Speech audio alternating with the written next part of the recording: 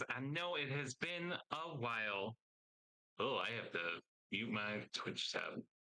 Okay, that's much better. Sorry for the delay, everyone. I know it's been a bit since episode 3, but we built our own TTRPG from the ground up, the Symachina system, which we are going to be using in beta testing tonight. And we're happy to have all of you here and joining us on this journey. Also, welcome to Terrence, who is new to our table and joining us for the first time this evening. Welcome, Terrence. Thank you.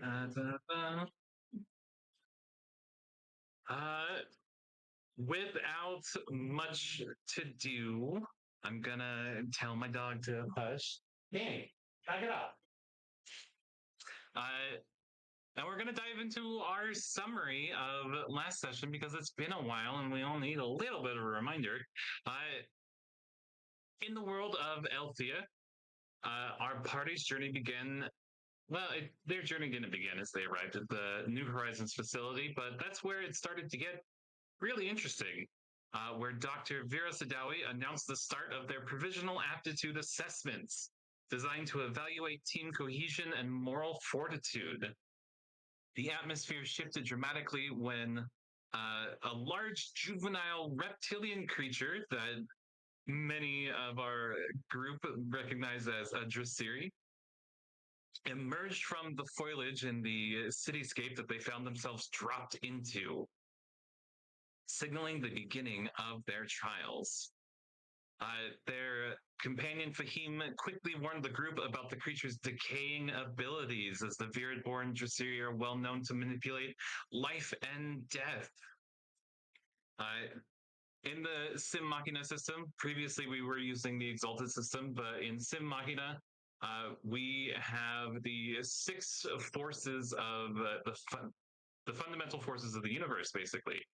So we have weak and strong force, electromagnetism, gravity, and joining the 4 universal forces that exist in physics in our world, we also have Genesis, the ability to create things and manipulate reality as a whole, and dark energy, the ability to manipulate everything between those things. The Virid-born Draciri manipulate weak force, the forces of entropy and decay, and a little bit of Genesis, life energy. This information prompted Meridius to partially transform, creating a serrated blade on his arm, while Pride Lord Cadus initiated combat with a very successful strike aimed at the Virid-born Draciri's leg. Gaining power from the attack, the creature retaliated but missed, allowing the party to quickly regroup. While Fahim prepared to cast the spell, Raylan focused her will for her own magic. Raylan will not be joining us this week, but Brian will be back with us next week. He's out with family. As combat heated up, Fahim lunged at the Draciri, inflicting damage. I don't remember Fahim physically attacking the Draciri. That seems... Yeah, that was Meridius. Fahim is a squishy sorcerer. That did not seem in character. Shortly after, Raylan unleashed her powerful spell, which I will not state here, for it is a intellectual property of Onyx Pax Publishing, the name of that spell. She unleashed a blast of decay and devastation, rocking the park that they found themselves in, obliterating the surrounding environment, and left the battlefield in ruins. The destructive aftermath prompted Fahim to question the nature of their allies and the implications of their powers. After this encounter, the group navigated through the simulated city, searching for shelter and sustenance. Discovering an old supermarket, its flickering lights revealing shelves stocked with food, yet marred by numerous corpses, remnants of a violent event. Fahim assessed the bodies, determining they had been killed recently, which heightened the sense of danger. Pride Lord Cadus growled in response to the grisly scene, while Fahim cautioned the group about potential threats still lurking nearby. Despite the risks, the characters decided to explore the supermarket further, with Meridius gathering the bodies and fashioning a makeshift backpack to carry food. That sounds like you made a backpack out of bodies. That's not quite the order of operations that happened. Uh, yeah. Detecting the enticing scent of rotisserie meat from the butcher's deli. I also don't remember there being rotisserie. Stealthily approaching the double doors. Meanwhile, Raylan successfully casts a spell to accelerate the decay of the gathering bodies, leaving behind a foul smell. Just as the bodies disintegrated, Meridius spotted a towering half humanoid, half draconic like creature with purple and gold scales wielding a massive axe, one of the shock troops used by the Draciri. The creature's attention turned towards him, its eyes crackling with ominous energy. As the disintegration of the bodies concluded, Pride Lord Cadus offered a farewell to the spirits, and a chilling roar echoed from the depths of the store, prompting a frantic escape as Meridius sprinted away from the sound. And that's where we ended episode 3. It has been a hot minute, and our entire game system has changed since then. So I just want to quickly connect with everyone, uh, tell me and our viewers uh, what your character is, and which of the 6 universal forces that they draw their power from. Let's start at the top of Discord and go, or at the bottom of the Discord and go up. So I think Pride Lord Cadus is eating at the moment. Demon crunches. I also made a full body thing for Meridius, by the way. I just sent it to you. Terrence, what force is young Ben Harper wielding? The forces of gravity. The forces of gravity. And he's a young halfling and a very excited professional Aeon Blitz player. And we'll talk more about Aeon Blitz in just a moment. I'm very excited to introduce it.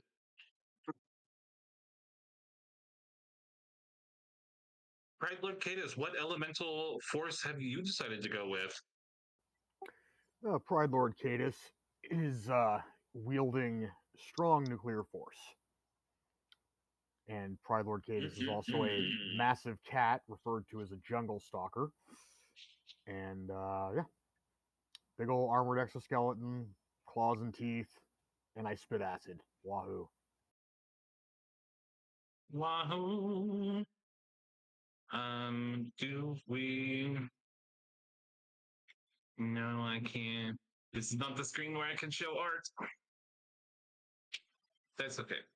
We will do fresh descriptions of characters for those of you just tuning in for the first time. You don't really have to watch the previous 3 episodes. It's just a little backstory for a couple of the current characters. But also, a couple of those players are no longer with us. So it's almost like we're going to be getting a little bit of a fresh start. So, in this supermarket, bodies have been burnt, they've been disintegrated, a prayer for the dead, even though they were holographic projections and not real in any way, was said. It was still very nice. Meridius comes running from the deli, a roar of a half dragon beastman following him, charging after him. It is wild, it is chaotic, but that's not where our story is starting today. We're moving out and away from New Horizons training facility, down one of the levels of the sky tiers to a different one of the floating islands almost entirely of Binonsuo, where there is a massive 4-quadrant arena with floating platforms, glowing aeonite crystals levitating all over the place, obstacles of light cascades, waterfalls, walls of fire. Each of the four quadrants has environmental effects that changes from one Aeon Blitz arena to the other. So no Aeon Blitz match is ever the same. The teams are made up of 4 to 5 people who have all awakens to one of these universal forces. Pre Emberwake and Althea, everyone was awash in fresh Genesis energy with the death of the Divine Empress Antonia Devore. This awakened a lot of basic control over things in many people. Some people got very minor abilities to manipulate thermal energy, lighting small flames or warming something with their hands. Things that can help in day-to-day life, but aren't powerful enough really to affect the world on a massive scale. But about 1 in every 100,000 of the population awakened with the potential to manipulate these forces on scales that they don't really understand yet. This is all very new. It's only been 65 years since the fall of the Empress, and people have only been awakening during that time, and very few of them have fully tapped into their potential. But this potential is what has allowed the New Horizons program to begin to make their genetically entangled armor systems with the organic Aeonite formula. Aeon Blitz, as some of you will know, is a sport. Each member of the team is usually made up of a combination of the different universal forces that complement each other. And the flex core, the ball that they use that they need to get into the scoring rings in the various quadrants, is affected by these universal forces in different ways. Ben Harper here, one of the star players for the Meridian. Oh, I've forgotten their names. Firebrands. Oh no, we just talked. The Meridian Firebrands, a new league of Aeon Blitz players. He can manipulate gravity, which means he can throw the flux core and control its movement, change its direction, cause it to stop midair and reverse course, as long as he's in possession of it and tethered with it. So the Aeon Blitz Stadium, not far away from the New Horizons program, is filled, even with this early in the season scrimmage match. The Meridian Firebrands here against your former team, the Helios Cascades. The air is electrifying. And the crowd is going insane. Turn that down just a skosh. Ben, you are walking onto the field with your team. Why don't you give us a full description of your character? And how does he act coming onto the field? Oh, he's going on field. He's this, he's better than everyone else, but he looks like he's got more energy than everyone else. He's jumping, really excited to play. Can't really see what he looks like. He's got his weapon on, but then he throws it off when he gets near the center where his team is. You see his right arm trainer. Hold on. And, yep. Yeah, your mic is bad. How's that? Better. Yeah. Second. How we doing now? You. How we doing now? Yeah, much better. All right. Had some extra source. All right, let's try this. Huge All right. and they're all big, muscular guys. It's athlete that goes around. And he's got feisty energy that everyone else. He's raising his hand. He looks like he's happy to be there. got bright orange hair, and he's got pointy ears. He's carrying his helmet, his right hand way up, and he's easily matching everyone else's energy on the team. Yeah. You gotta speak slower. Okay. And maybe stay closer to your mic. Let me try something. If you have the noise suppression powered by Crisp on Discord turned on, maybe try turning it off. Discord, and I have the stream lab muted. I can try to switch. It says noise suppression powered by Crisp. Yes, it is. Turn it up. How's that? Better so far. So that sounds better? So Okay. far, yeah.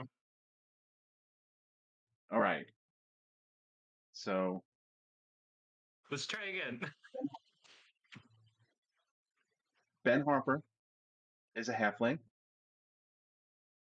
So he's a really small player amongst really huge other players.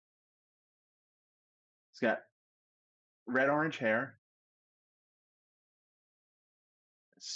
And you see, he's got pointy ears like any other halfling. He looks buffer than the average halfling,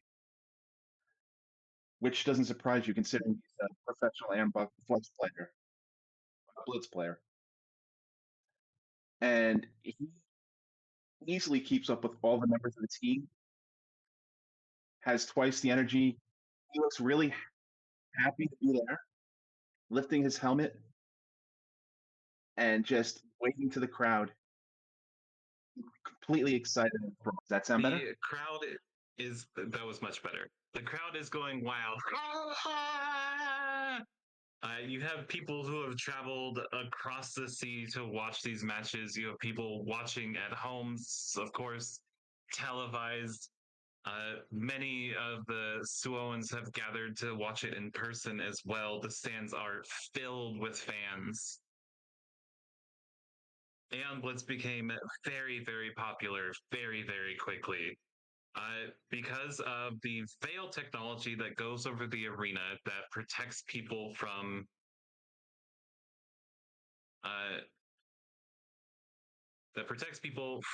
being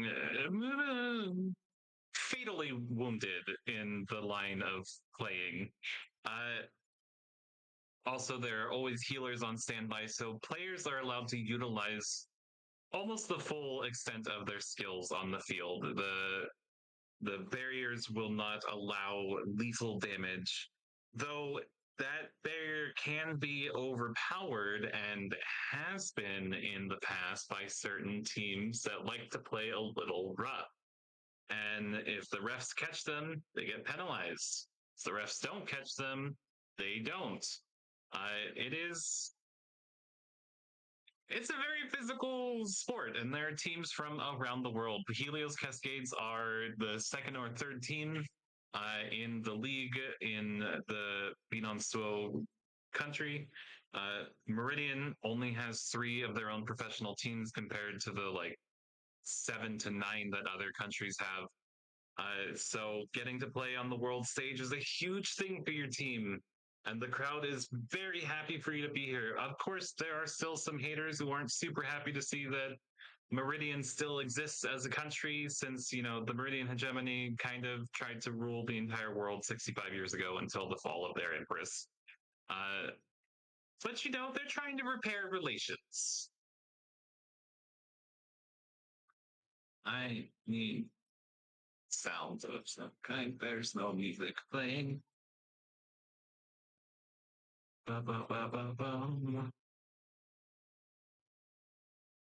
This one? Excellent.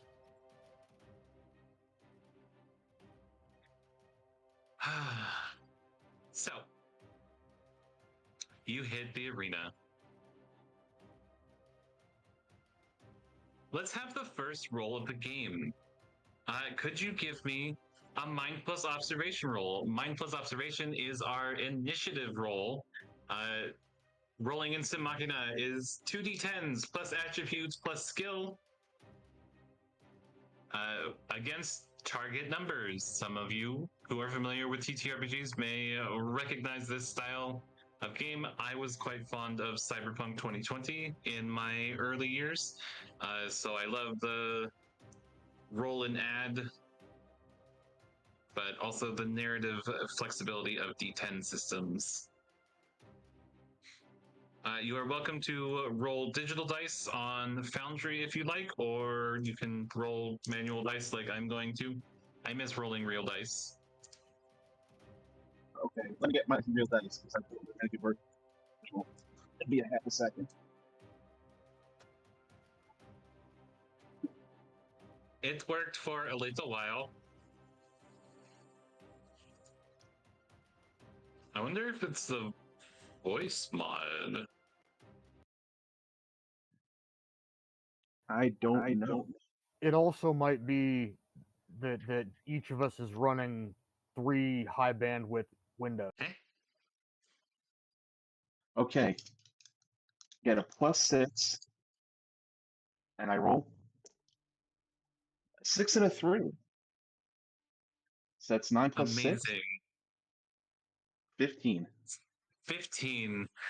Striding out with the Helios Cascade in their teal and silver uniforms. Their team also has a halfling on it, one that you might remember.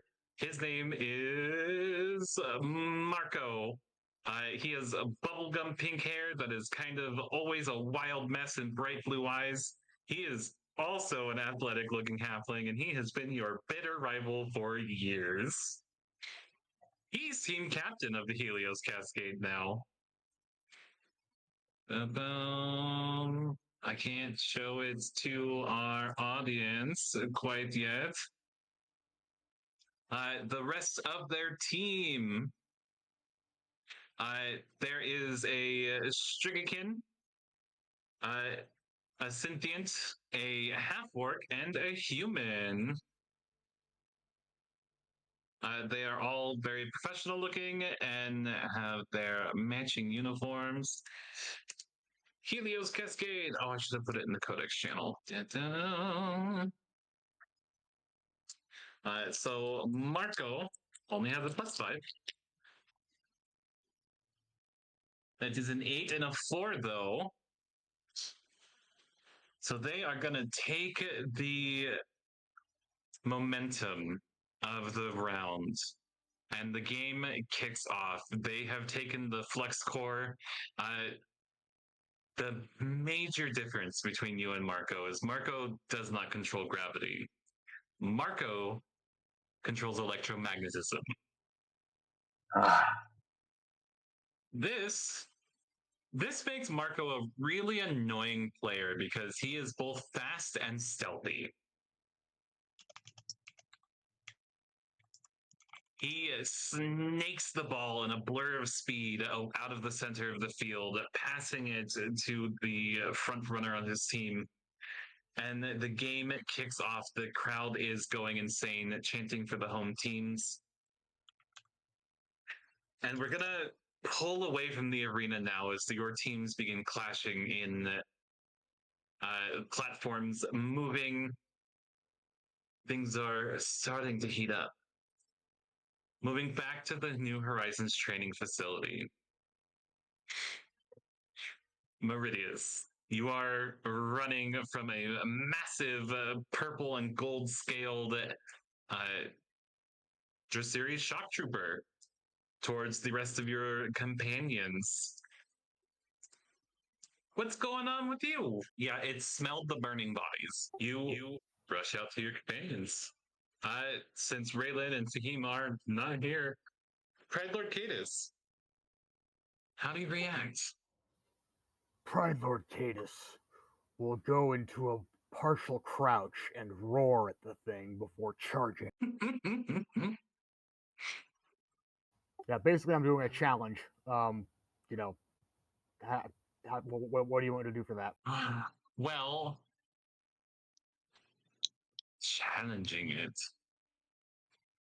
Yeah, it It is a roared, I fairly roared. adaptive holographic program. I think it just fully switches its attention towards the, horse-sized, enormous feline.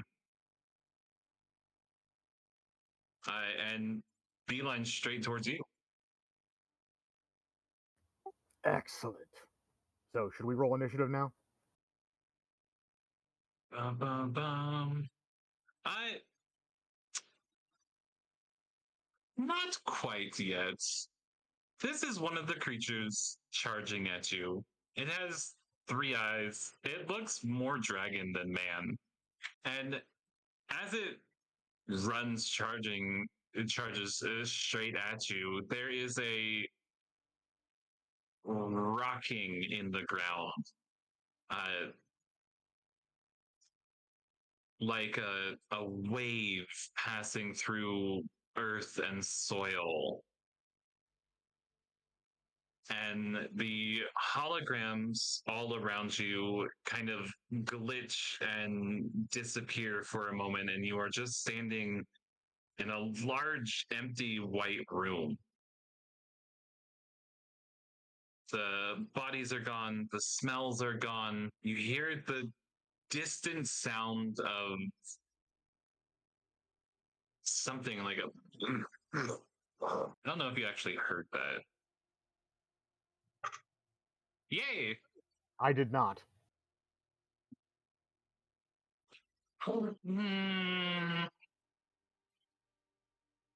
More like a distant explosion. Cadus is already charging it and not paying attention to you.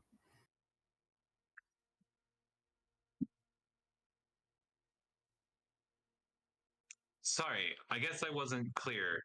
The holograms all glitched out, and you have been left standing in a large blank white room. I Very screamed blank at it. white room. I screamed at it and it died. That's strange. You screamed at it and destroyed the whole program. A sound barely at the edges of your perception. The best word I can use to describe it is lances.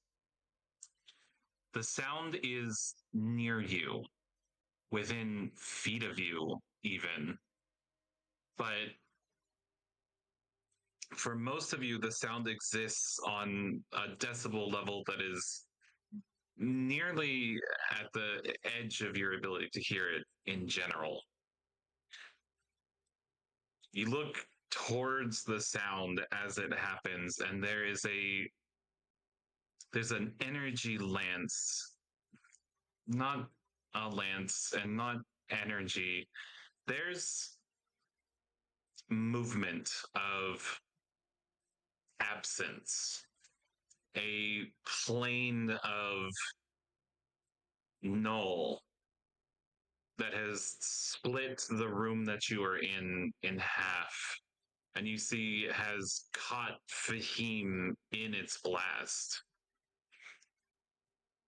And as it passes and it is gone, and the room on that side is gone, and you are looking out into open air,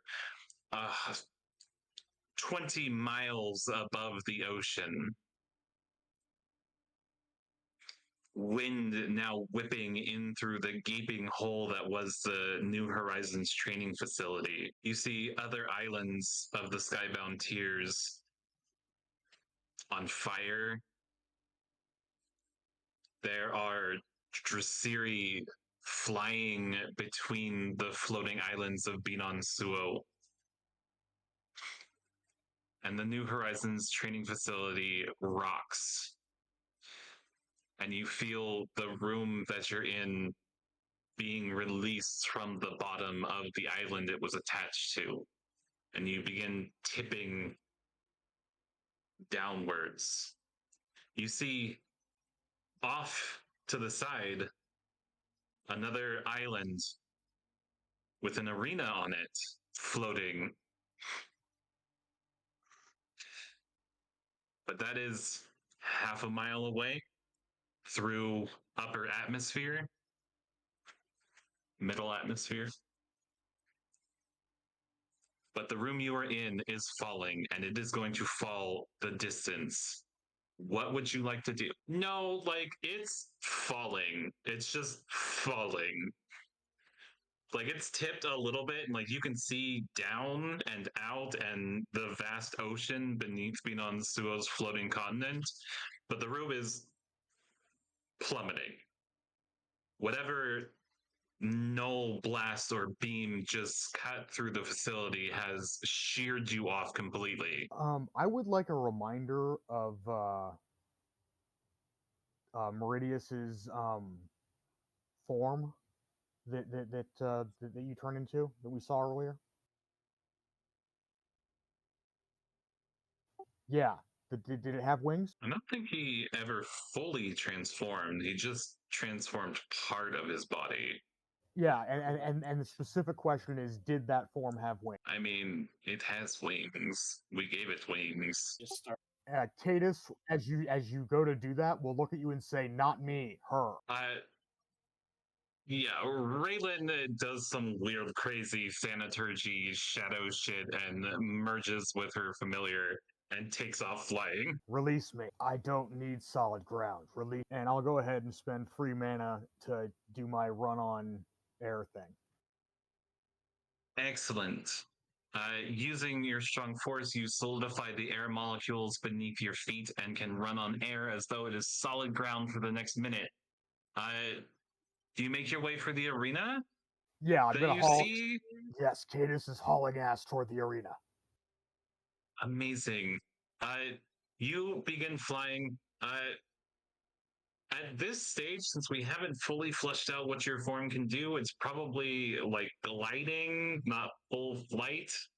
Yet, Meridius, we need to talk about your transformation abilities. But if you are fully transforming, go ahead and describe that for us, because you have not fully transformed before. Right? You do have a picture of it. It's on a map right now. Is character art. I would still say it shares some uncomfortable similarities with the Drexiri shock troopers, though, that you just saw. A little too similar. Nobody knows the trouble I've seen. You begin running and gliding. We move back to the Aeon Blitz arena. Ben, through hard fought rounds and rounds, the Firebrands are ahead. You have 12 to 10 goals scored at this moment. The winning goal is within reach when a lance of flame and plasma strikes the stands and the cheers of adulation change into screams of terror. Never before have the Draciri attacked Binonsuo, especially Roshni, directly before. They have never been able to breach the shield that protects it. Not entirely. There have been small incursions before, created at great cost. But you look up to see a Cindervault Draciri just spewing its molten hot plasma all over, flapping its wings in the air. And it looks like living magma and rock almost in a draconic form. And it launches these flames and then just takes off, setting things on fire. There's a flash of gold lightning and purple scales as a Voltaic Draciri races around the arena, releasing roar and blasts of lightning and electromagnetism.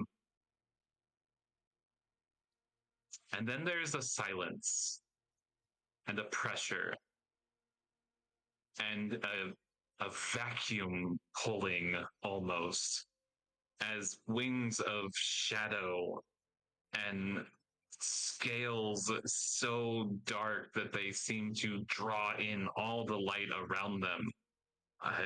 It has a massive crown of 3 horns on its head. There's a nullborn Draciri here. A Nullborn has never been on Elthia before. They have the power to wipe things from existence with their breath. They control a dark energy as easily as they breathe, and they unmake things at their base as if they never existed. They are one of the most terrifying and dangerous of Draciri, and there are no less than 3 or 4 of these enormous beasts flying around Binonsuo right now. And that's when the rubble from the islands above you begin to land and shatter and break the arena. Your teams are scattered. The crowd is fleeing. You hear an announcement coming over, speakers flooding around Roshni. Heed me, skyward souls. This is Naya, the voice of the Guardians. Our ancient enemy has found a way to strike us. Draciri descend on the capital, and the Black Spire has released a temporal assault meant to wipe us from history. Protocol Wings of Dawn has been activated. Roshni's shields cannot encompass all of the heights of the tiers. Some of them will crack. By my authority, we are releasing the incubators for the G.E.A.R.S. and will launch without hesitation. To all citizens, ascend to safety. Take the vaulted sky paths, follow the marked corridors, do not stray, do not pause. Time is bleeding. The Black Spire's wave approaches, the Draciri press in. Hold fast, endure, my people. It is our duty to light the way through the darkness. Be safe. And it's about then that an extraordinarily large cat and dragon land in the arena with you.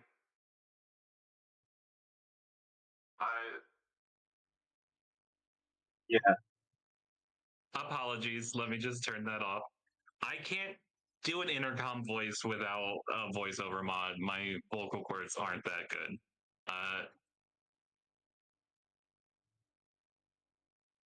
So a halfling, a dragon, and a cat walk into an Aeon Blitz arena. Landing in that arena is 2 very real versions of these shock troopers, these half draconic creatures that you were previously fighting, and now we roll initiative for real.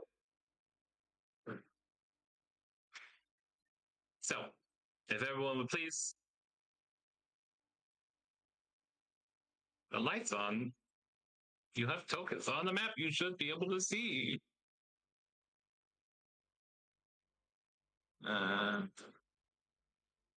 Do I have a token on the map? Yes, you do. We're talking Foundry, right? We are in Foundry, yes. Okay. All right. These guys are big and strong, but they are not particularly. Of course, I rolled a 9 and a 10. Very close to a crit, but not. So they only have a +3 to this, but with a 9 and a 10, that gives them a 22 on their initiative. Your mind plus observation. And now, again, the benefit of rolling highest on this roll is that you get to determine who goes next in initiative. We definitely need some more intense music, though. Cade says a 15. All right, nice. Meridius, you are rolling privately. Yes. Okay. I rolled dice. I rolled a 14. Excellent. So the Draciri have the drop on you. You have only just basically saved yourselves from falling to your doom with your skills and strengths. The Draciri shock troops immediately landing to assault you is kind of surprising.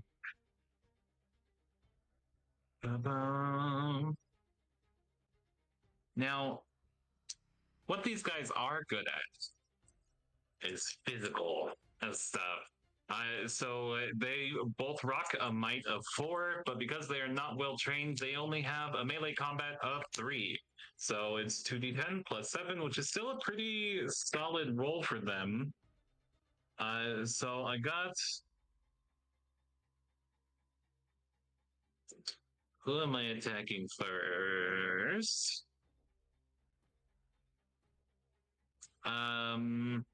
One. We're gonna start with Pride Lord Cadus as 1, and then gonna go clockwise. Roll 1d3. 2. Ben Harper. It. Oops.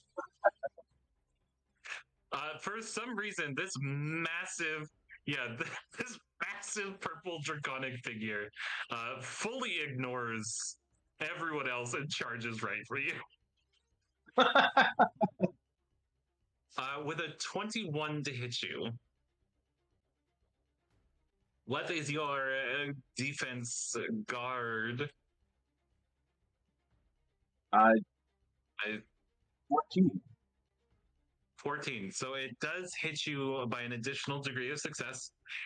So that means its axe, its big, heavy war axe will basically do an additional point of damage because it beat the degrees of success by more than 5. So its flat damage is 3, so it becomes 4. What is the soak rating of your armor?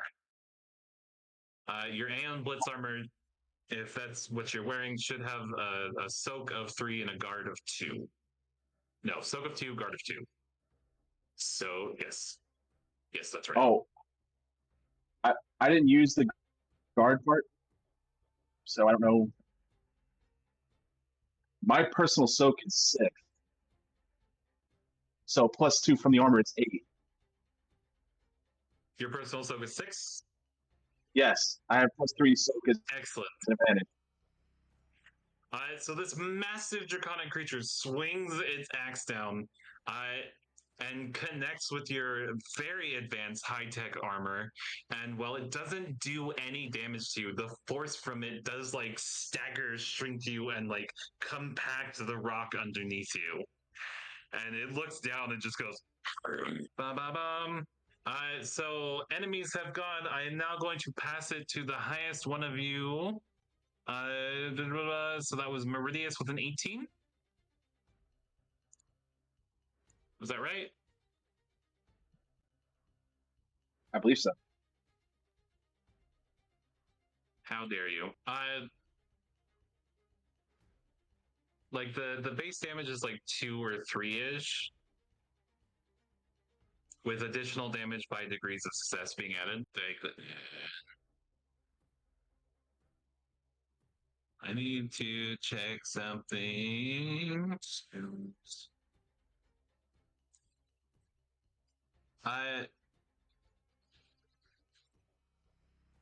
Ben, are you dividing your body plus endurance by 2, or are you just adding it all together?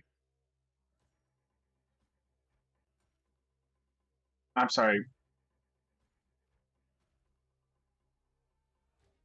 Your base soak is body plus endurance divided by 2. Right. Did you divide it by 2? 6 seems a little high now that I'm thinking about it. Well, said body plus endurance. Body plus endurance divided by 2. My body's 4. My endurance is 2. So it's 6 divided by 2 is 3. Would be 3. And then I have +3 soak for an advantage. That's plus my 3 soak from an advantage? my merit. I'm tough. Your mic is cutting on again. Oh, okay. Excellent. Yes, you have toughness. Yes. Very good. Never mind. Hey, I just wrote the system. I don't have it memorized.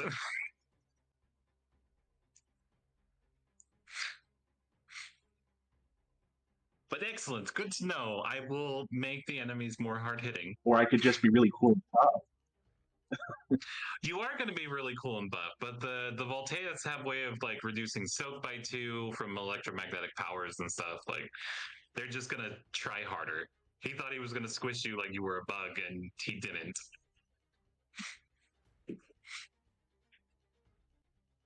Absolutely. Any normal person not awakened to one of the universal forces would have been destroyed. Damage? Oh. Whew. Okay. Yeah, you hit.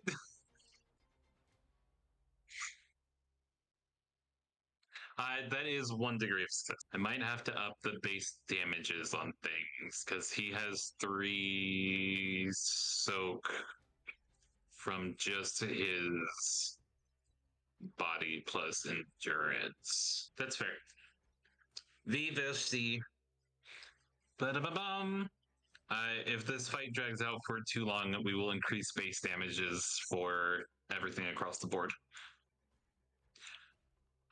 Anything else you? Oh, you did roll really low. That's a 7. Anything else you want to do? Keep it to like a main action, a movement, and like a small action. I mean, I don't think so. Glorious. Who are you passing it to? Ben. That's my turn. It is your turn. All right. Do I currently have the Blitz? Yeah, you're holding the flex score. You were about to score the winning goal. All right. So as I get knocked back, I quickly get back on my feet, and I use my gravity powers, and I throw the flux core, try to hit him right in the face. Excellent. Thrown stats 2d10 plus body plus ranged combat versus defense, base damage 2, blunt. Okay. Roll 17 plus, you said body? One of the things that you can do with gravity is orbital sling. It's an action rider ability with the flex core. On your next short or medium throw shot, or you can basically bend the curve of the flex core. And on a hit with degrees of successes of 2+, you ignore soak or ignore 1 soak. It's usually from cover, but I'll allow it to apply in combat. Okay, so I'm sorry. I have 2 melee combat, and then I have a 4 body. I'm using body. Yeah. So body is basically all forms of physical things. How that body is represented is fully up to you. Okay. So that's 6 plus 17 is 23. 23. All right. Next short, medium, throw, bends, degrees of success. They only have a defense of 11. So yeah, that's 2 degrees of success. An additional 2 points of damage brings you up to 4. Reduces its soak from 3 to 2, scoring 2 points of damage. And then you want, as a minor action, you can tether pull the flex core back to you. Yes, absolutely. This spinning flex core collides with this Draceri's face. A tooth goes flying, blood splatters, and then it flies back into your hand. And otherwise, I stand my ground. Expect him to come at me. Come at me, brah. I mean, he's probably going to, but he's already acted. Who do you want to pass it to? Wait, you can always pass it to me. That is an option. Yeah. You. Who do you want to pass the turn to?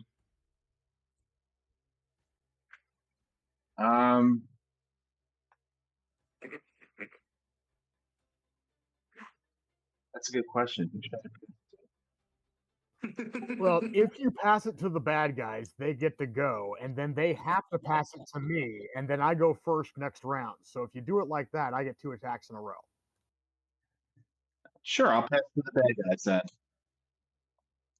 I mean, yeah, we don't. Sort of.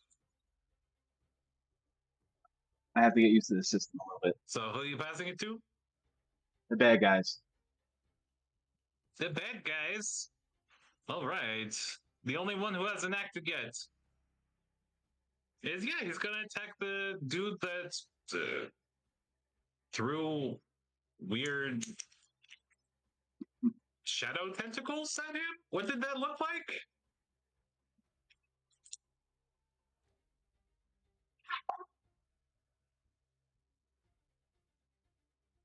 Does a 14 hit you? It should just be your defense on your character sheet. He swings and he misses. There was a lot more power behind this swing than the first one.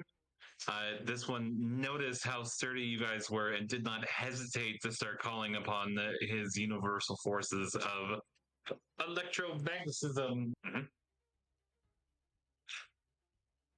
Oh, did you parry? Oh, you just take it? I was kind of assuming that melee would be parrying and athletics would be like just taking it or dodging. You can do it however you want. I don't care. It's all thematic. That is his turn, though, and he is going to now pass it to Pride Lord Cadus. All right, so Pride Lord Cadus would like to pounce on the one in front of him and do a claw attack to its chest. Get him. And I would like to use my lucky break power to change that 1 to a 10. Amazing. So that brings your 15 up to a 22. 2 degrees of success, 2 extra damage. What does that make your base damage? That makes it 5. The base on the claws is 3, and plus 2 is 5. Excellent. And you don't have anything to reduce soap? No, I just took basic weapons. Okay. So 2 go past his soak. Goodness, that brings him up to 4 damage. There it is. 6 plus body plus grit. I know I made the monster sheets for them, and now I can't find them. There they are. I found them. Okay. So each of them has 11 health.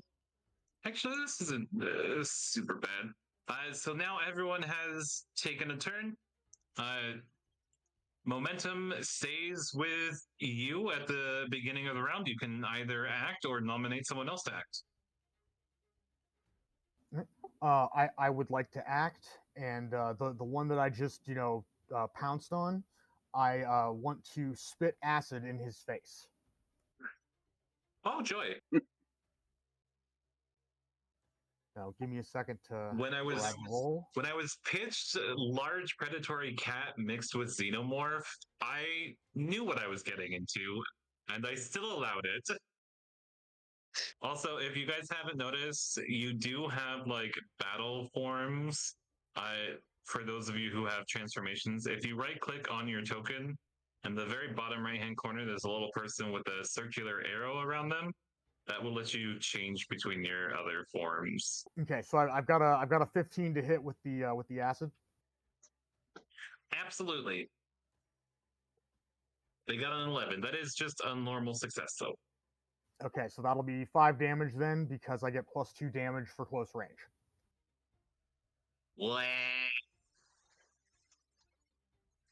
He is not looking good. He's about halfway dead. Also, looking you directly in the eye. He's not really used to that. You are a big, scary thing. I forgot. And I will hand that off to the bad guys. The bad guys? Yay! The one you just spit, you just clawed open his chest and spit acid on him. He's super not happy with you, so he's going to immediately retaliate. He is going to use his hammering force.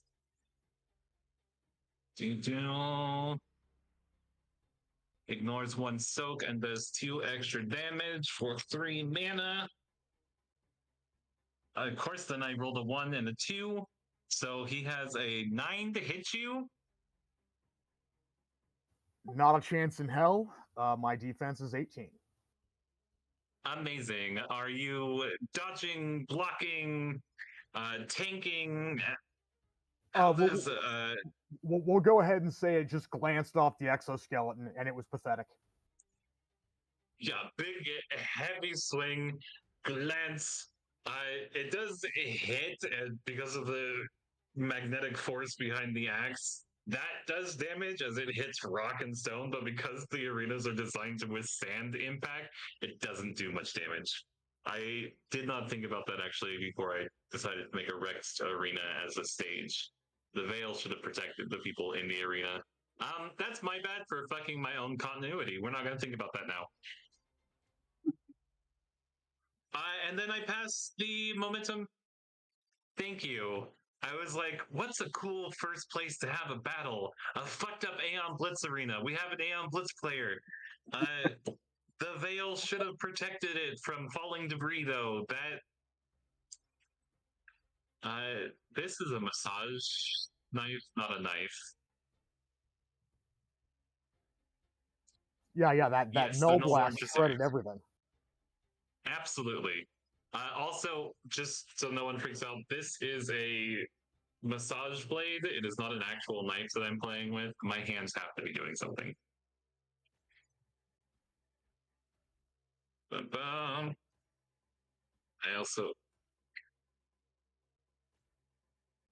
I in a past life was a neuromuscular therapist. I still technically am. I have all the skills. I'm gonna be starting again soon. But yes, I pass momentum to the group. Who wants it? I'll take it. Go for it, Ben. All right. So I see the guy who I just crushed his nose is being attacked by someone else I don't know. It looks like a friend, sort of. I mean, if you consider a big predatory exoskeleton covered cat with claws who does seem to be fighting the Draciri of immediate friend, sure. You've seen Stranger Things and being on solo. I'm thinking like the enemy of my enemy is my friend type of deal. There's also a dragon fighting a dragon. Like, there might be some mixed signals here. That's true. Actually, aren't you supposed to be bigger as well, Colton? Yeah. So what am I doing? I'm presuming that You are the the Chorty around here. that attacked me is effectively being covered. Or could I slip and attack it? You could absolutely bend an attack in from any angle with gravity and a flux core. All right. Then I'll just slip it into the guy's leg. The flux core. You're gonna slip the flux core into his leg? Yeah. Like you're gonna hit him in the leg? Yes. I'm gonna try to hit him in the leg. I don't really have a called shot system set up yet, so give me a roll. We'll see how you do. The more degrees of success you get, the better this will be for you. We're gonna ad lib a little bit here, and I might think of some sort of called shot system later. All right. I rolled a 7.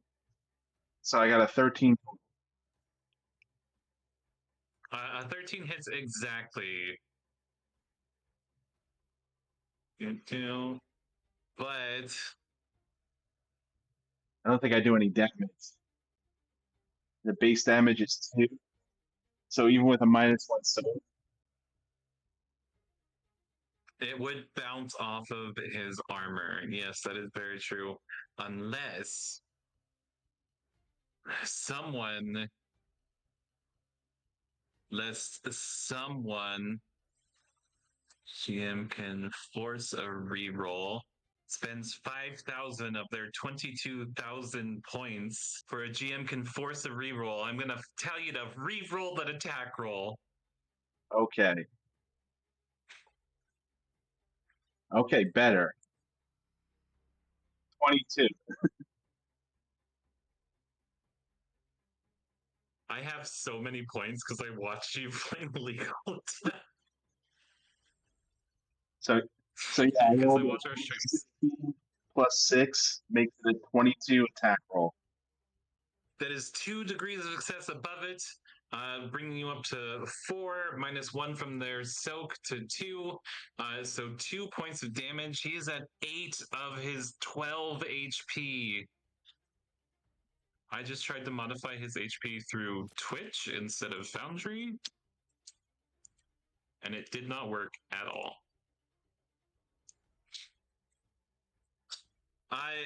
Yeah, his leg gets fully smacked out from under him from the weight of the basically the ball of gravity that strikes him, and he is gonna go prone right in front of the big kitty, and he's already acted because the kitty gave him control next, so your attacks against him are going to get a free additional degree of success. Okay. Which means more damage or what? Yes, it will mean at least 1 additional damage on attacks against the one who is prone, which is this one. Oop. He.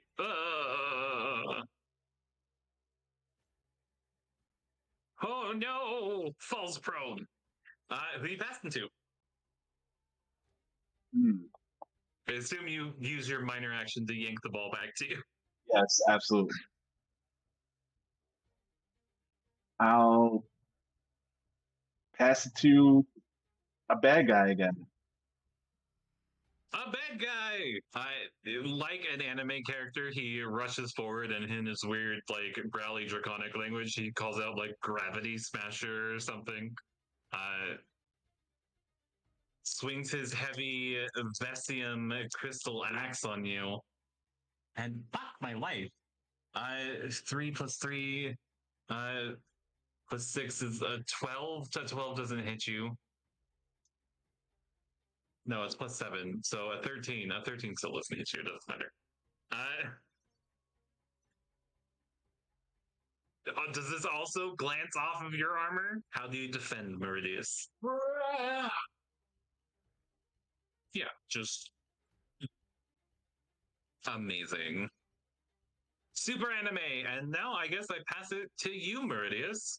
You have a solid hold on his weapon right now. A little bit, not like pure Draciri. Like there's like the axe is clearly made of like poorly refined Vesium. Like it's a pseudo Aenite alloy, but it's like the early stages of steel. Like it's very brittle still and not really refined properly. You want raw Vesium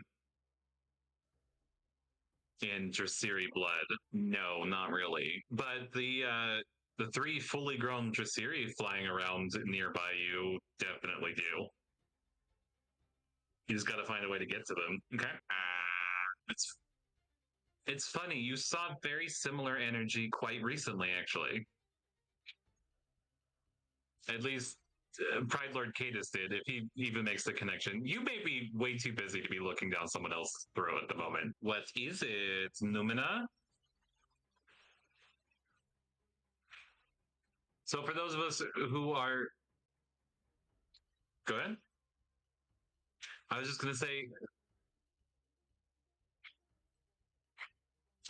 the primary attributes for the game are body, which covers all of your physical stuff, grit, which is your endurance, kind of basic willpower, soul, which is your empathy, presence. I forgot. Numina, which is your skill in manipulating magic. I literally just went over all of this yesterday. There's one more. Is mind, yes. These are not hard and fast rules. Like your body could mean you're agile or strong. It's just your body. Everyone's different. Describe it how you want it to. Same thing to do with all of your other attributes. They are just bases for using. All of the themes in Symachina belong to player discretion. Carry on.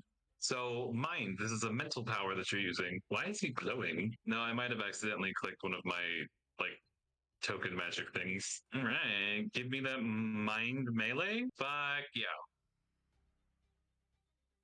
Still only by 2 degrees of success. With 2 additional degrees of success, that is base damage of 8. How much mana did that cost? 2. He takes 5 damage for it. I might increase that mana cost to 3. That's pretty powerful. Might. We'll see. What do you mean? Oh, you needed 1 more degree of success. You got close. If you had gotten... Wait, hold on. So he has a defense of 11. So 6. If you had gotten 1 more, you would have gotten 3 degrees of success. But he still takes 5 fucking damage. Yeah, you took out an enormous bite from this Dressiri shock trooper. He starts roaring and screaming in pain. The other dude is gashed and on his back and smoking with acid, also screaming in pain. The whole momentum of they thought they were hot shit coming here. And then they met 2 other monsters. Momentum returns to the party at the top of the round. Where are you sending it, Colton? Or are you keeping it? You just gonna nom on him some more?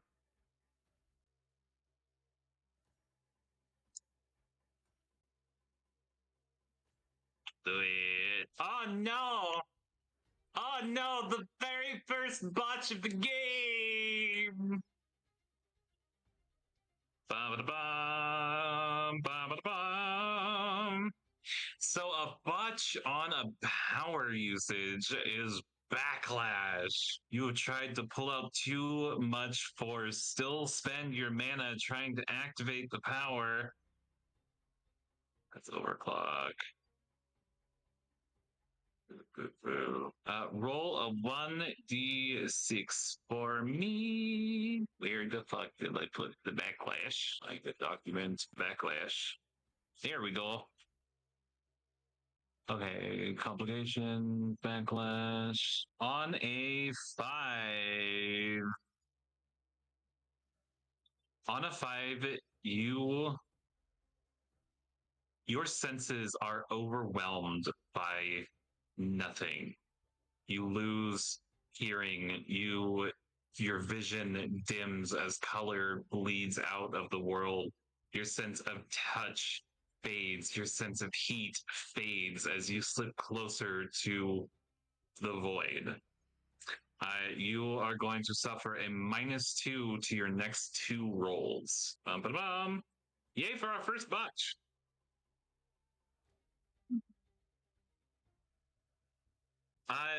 But your botch takes momentum away from you, gives it to me. This dude, who you've just taken a bite out of, is going to try and take advantage of that, since you seem stunned. Well, 4 plus 4 is 8, plus 7 is 15. Correct. What? So 13. So he still misses you. Or you're still like holding on to the axe. he can't get it away from you. I throw momentum back to the team. Who wants it? Cadus, Ben? You I'll sure let you you don't want decide, to Ben. Ow, what? I said I'll let you decide, Ben. Take your pick. Cadus should have it. Copy that. Good kitty. So Cadus is now sitting on this thing's chest after slashing it with his claws, is now going to grip its chest with his front claws and then rend its stomach and basically try to gut the thing open with his hind claws. What? Oh, you're doing the murder jackrabbiting? Yep, the murder jackrabbiting, exactly. Okay, yeah. Carry on, please. You get an additional degree of success. He is still prone. If I had been a little smarter, I would have passed the momentum to him and he could have stood up, but I like this better. Okay, And, that was 13 hits, and you Yep. get a degree of success. Yep. So that's going to be 4 damage. Bum. His soak is still 3, so 1, bringing him up to 9. He's got 3 health left. Yeah, and I would like to use your universal power, momentum. The triggers that I hit with an attack, and I get a free move. And if I move at least 3 meters, I gain 1 die on my next attack. So what I'm going to do is, after I rend, I'm going to leap at the other one. Okay. Pounce.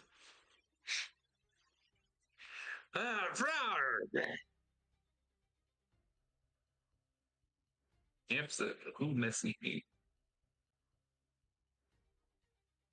And then I'm going to hand it off to Ben. Or would you, Ben? Would you rather I hand it off to the bad guy so you can go twice? I don't know how that works, so I'll let you do that, and we'll see how I get to go twice after that. Okay, then yeah, I'm handing it to the bad guy.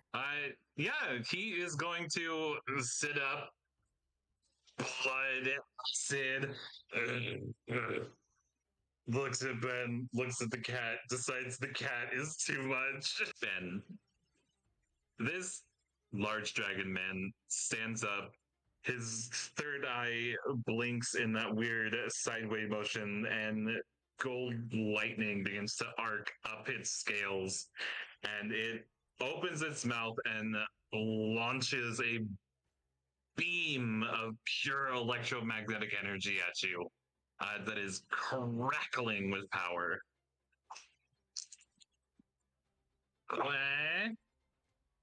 Ben, would you roll a d6 for me real quick? I have now rolled the second watch of the game. There you are. It's a 6. Yep. 6 is Cat's Cradle, which is a weird effect or misfire. A 6 is entirely left up to me. So I think between the acid and the fact that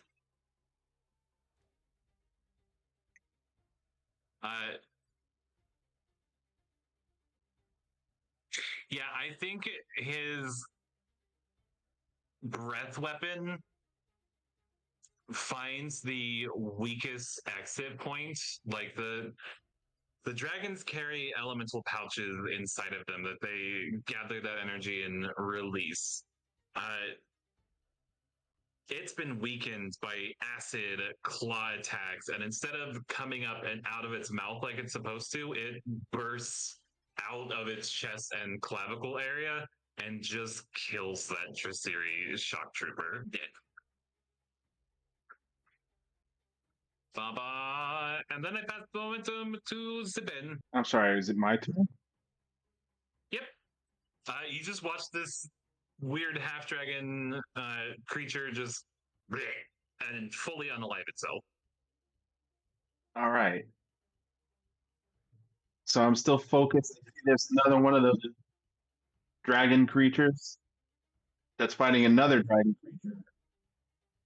Yes, they are both purple, just different shades. All right. I figured that the one with the axe is the bad guy, and I hook my flux core at Huh? him.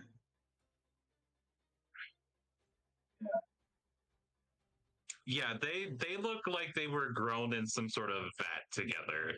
There's very little difference between them. So the other guy with the axe that's still up, I throw my flux core Yes, at him with that. excellent. The other dragon is holding his axe currently, and he's trying to wrench it out of his hands. Give me that attack roll. All right. I rolled an 8 plus 6 is 14. 14 is absolutely going to hit. That is a normal degree of success. Which means that I do 2, but and -1, so I don't think I damage him.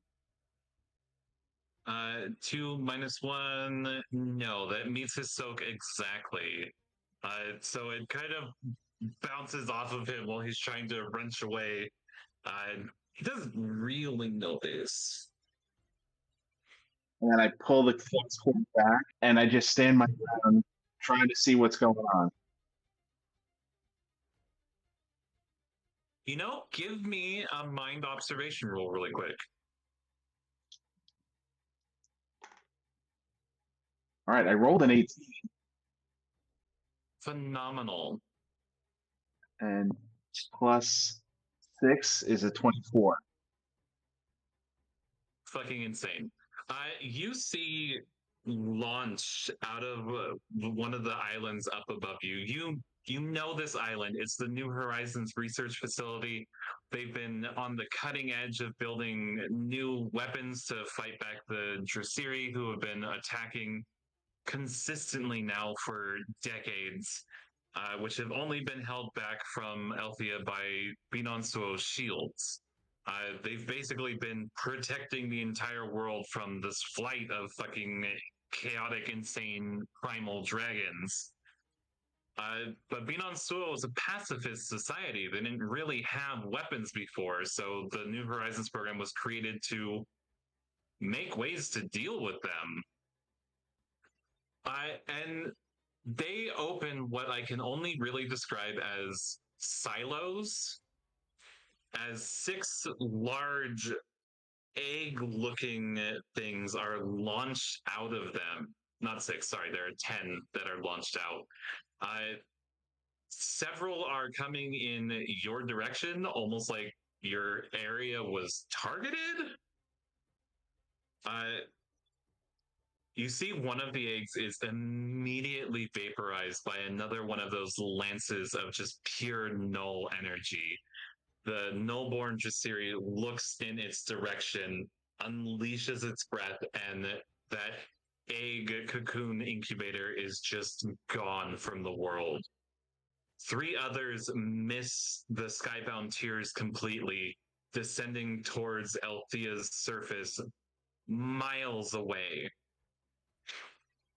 But there are 3 coming in your direction, and they are coming fast. You have a round before they reach you. You have no idea what these are, except Naya Sunsmile, the voice of the Guardians, the de facto, spiritual leader of Binonsuo and Roshni, just said that they were launching the G.E.A.R.S program. You see all of that sort of happening as you look around with your insane observation. Who are you passing momentum to?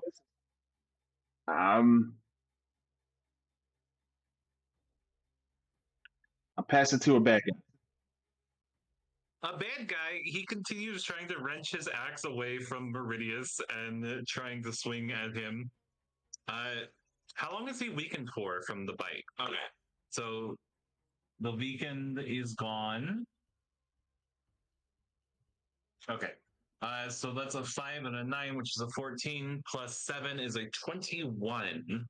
What is your defense? 12 plus melee plus is 16. That is a full degree of success over, which means he gets a +1 damage. He is activating his electromagnetic force, which is going to reduce your soak by 1 and increase his damage by 2. So he has a full 6 points of damage coming toward your way now from this swing. He wrenches his axe back, crackles with that lightning again, and full swings at you this time. Sorry, can I interrupt? What's up? So do I. Sure. I think Ben does as well. Who wants to go first with their reactions? Okay, I have Guardian's Bulwark. Am I close enough to jump in between the attack? Absolutely. Okay, so I do so. And I get a +1 soak. Amazing. So your soak goes from 6 to 7. Well, actually, because you said I had 2 soak for my suit too, From right? your gears, yeah, that's true. So even with the reduction from his enhanced ability, you throw yourself in between this Meridius dragon creature, fully soaking the attack. How do you do it? Do you just like get in and like catch the axe? Do you just throw yourself in the way?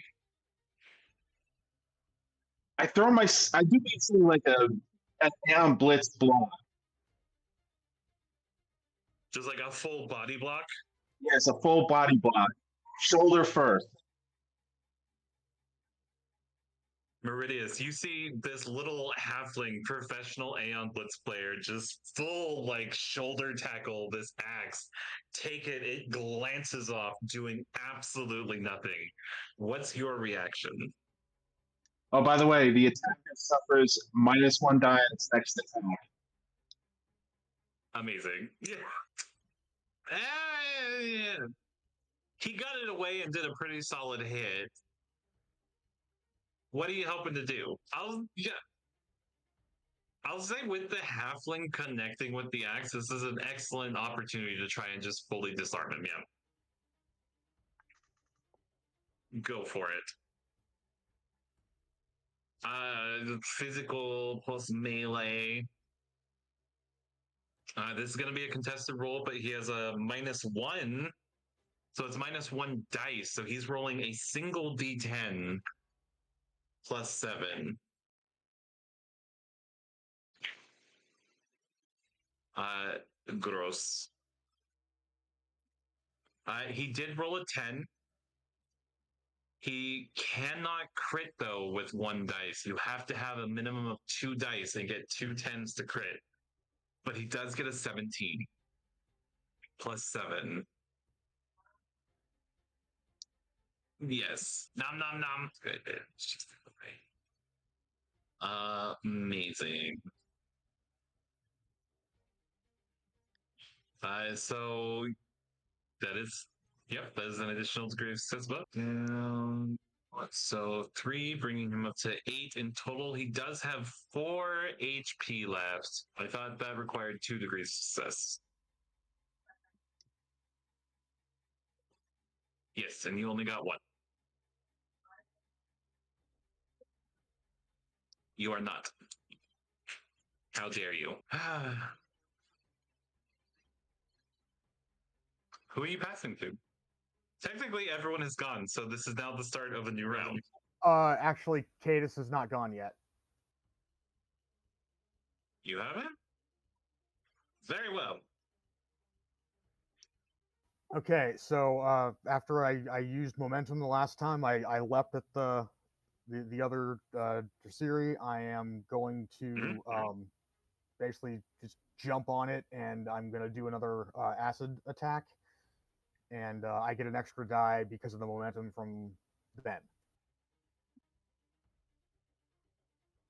I don't know how I feel about the momentum adding to an acid threat.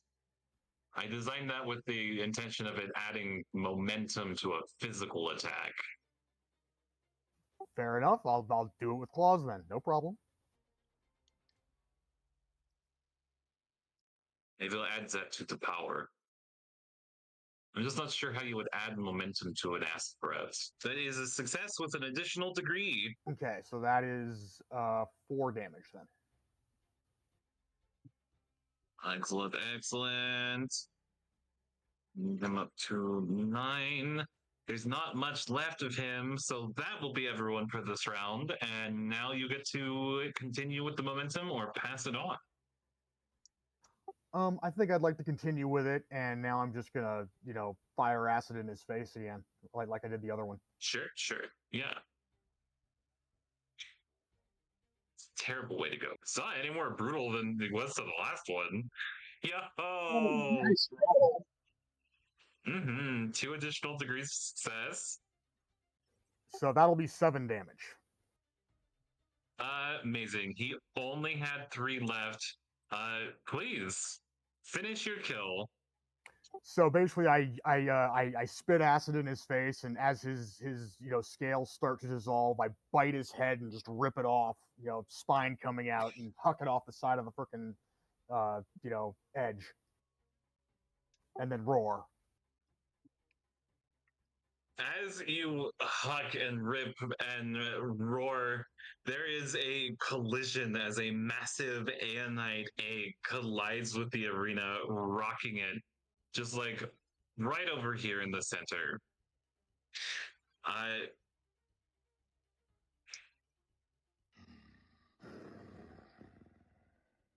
No, that's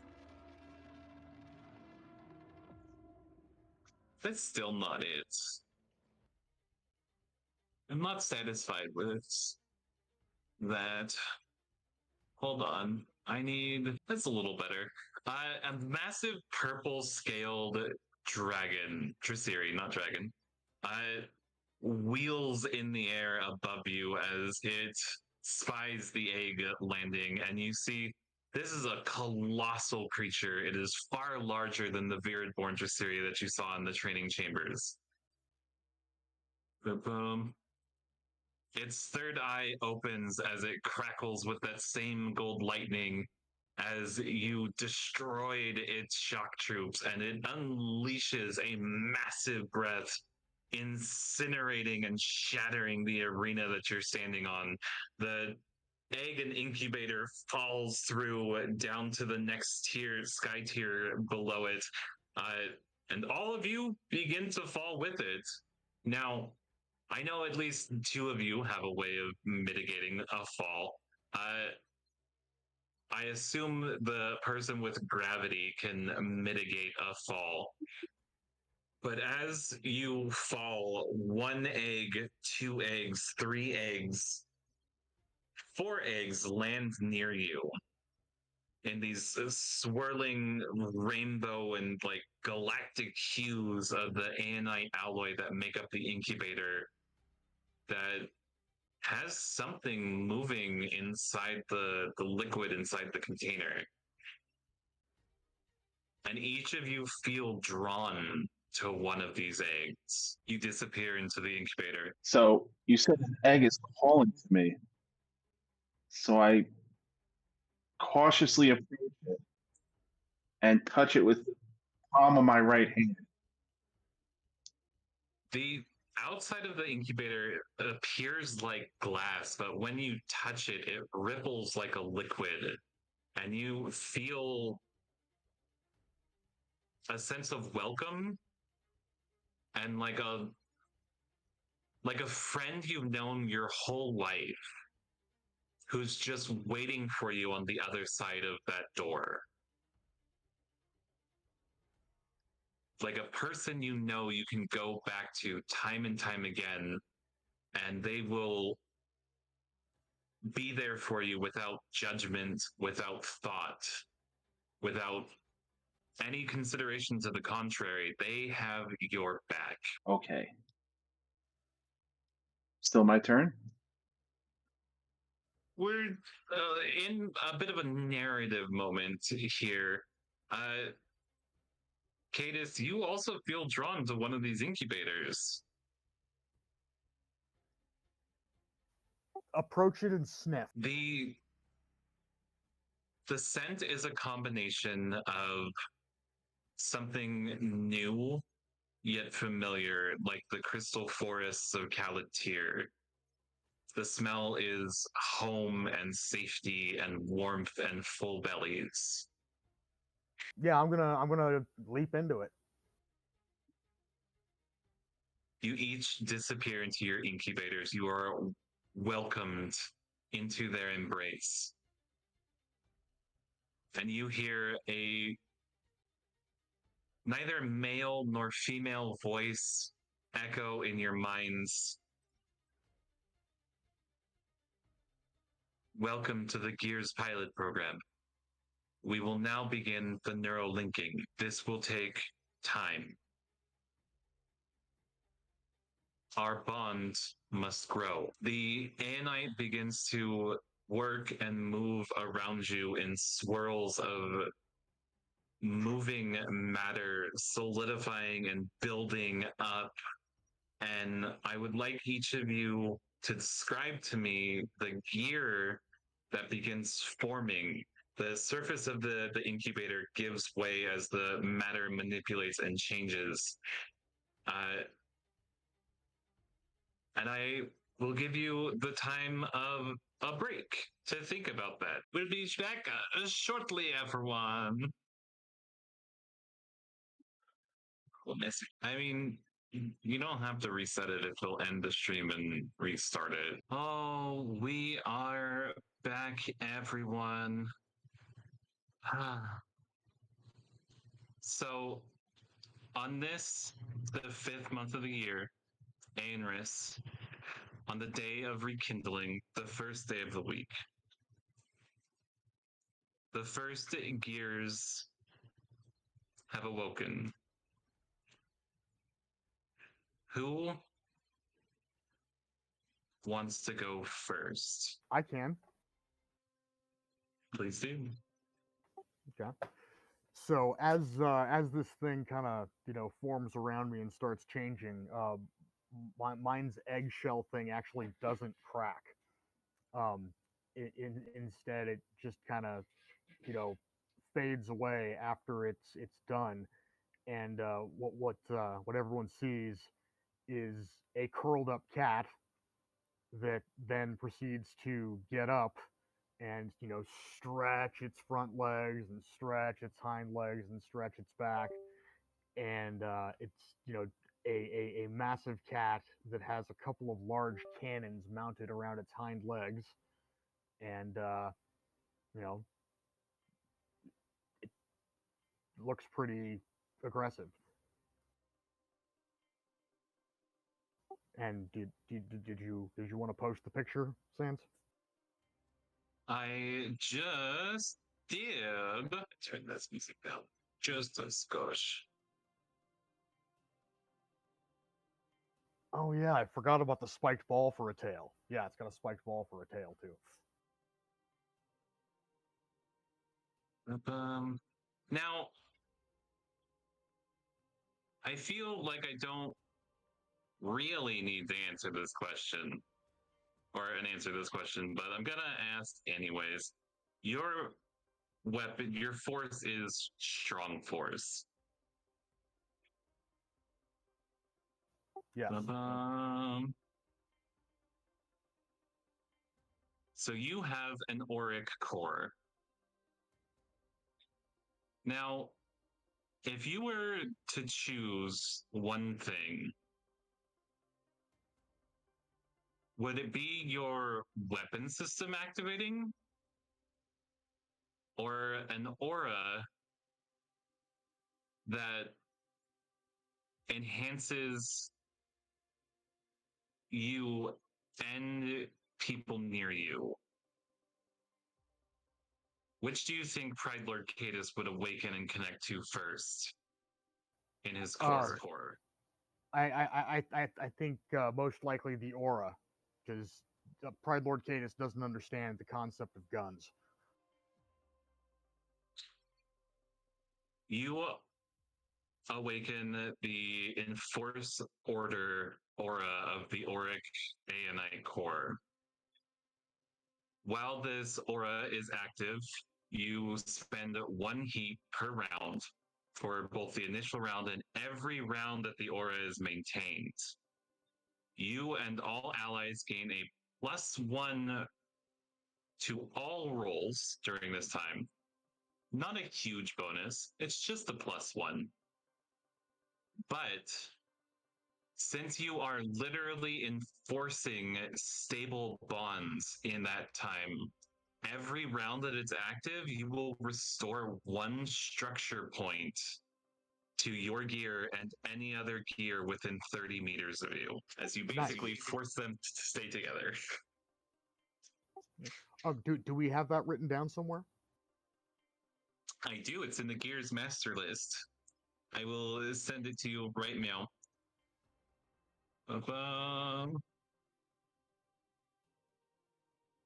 We're going to do very light stuff with the gears because the gear system is a little heftier.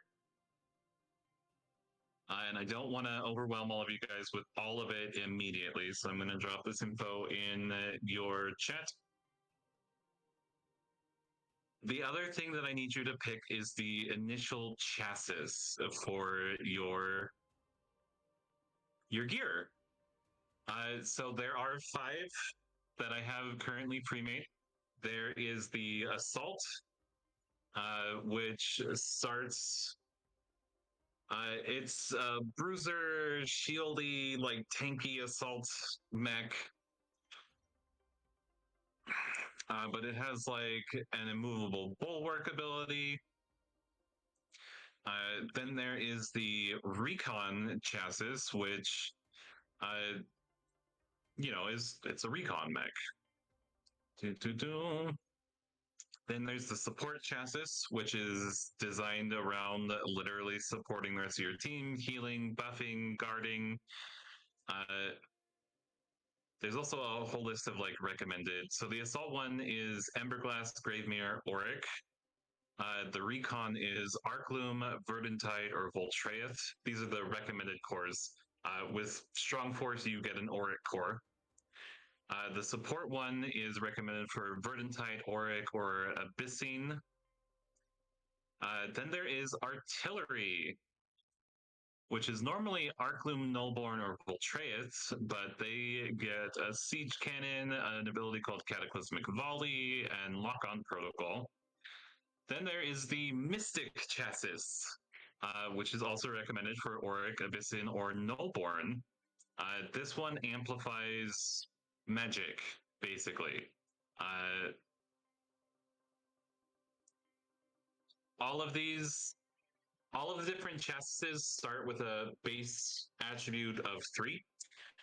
Your gears will have like their own separate character sheet, and then their starting attributes are then modified by their chassis. So everyone starts at 3. The assault one gets a +1 to might, a -1 to agility, a +2 to integrity, a -2 to systems, and a +0 to its noumena. While you are in a gear, you combine your noumena with the gear's noumena to create a single noumena dice pool. It fully enhances your ability to manipulate the forces that you are tied to. They enhance you. Recon, I'm just going to read their starting attributes to you. So Assault gets Might 4, Agility 2, Integrity 5, Systems 1, and Noumena 3 to start. Recon, it gets a Might of 2, Agility of 5, Integrity of 3, Systems of 4, and Noumena of 1. The support chassis gets a Might of 1, an Agility of 3, Integrity of 2, to Systems of 4, and a Noumena of 5. The Artillery gets a Might of 4, Agility of 1, Integrity of 3, Systems of 5, Noumena of 2. And the Mystic gets a Might of 1, Agility of 2, Integrity of 3, Systems of 4, and Noumena of 5. Later on, we'll get into this. You can make hybrid chassis and hybrid cores once you start bonding and outfitting your mechs, but we're not going to get into that right now. You've just awoken them. They've just started forming, and now you get to pick a chassis to go with. You get one ability from your core. And the gears use your skills. So I just need to know which chassis you think fits Cadus. What would he develop around him? I think I'll go ahead and start with assault, but I'm definitely gonna wind up doing a hybrid later. Excellent. I am dropping the base assault stats into your channel now. It did not copy and paste any stuff that tells you what those are. That's unfortunate. Oh, come on, buddy. Stupid formatting. None of the formatting went through. This is my bad for not being super prepared. So that is the attributes in order. Don't need the mods on there anymore. The core mana is how much mana the gear possesses on its own. You can use that mana basically to keep it running in combat. Certain chassis, like the recon one, are mana cost neutral. As long as you're not overspending the core's mana, it can basically run itself indefinitely because it regenerates so much each round. We'll get into overdrives and all that later. You have what you need for this next part.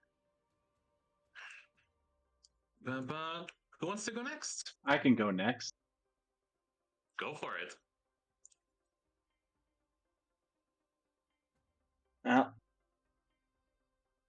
I'm basically a tall humanoid with two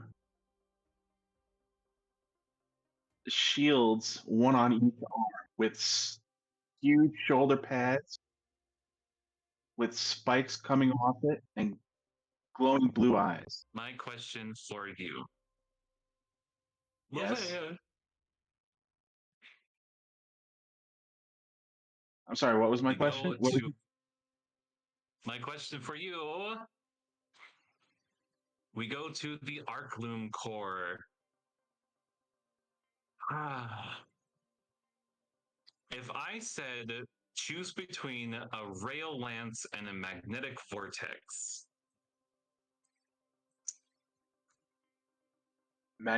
What's a magnetic vortex? A magnetic vortex is similar to your gravity powers that pull people towards you. I would probably choose the magnetic vortex.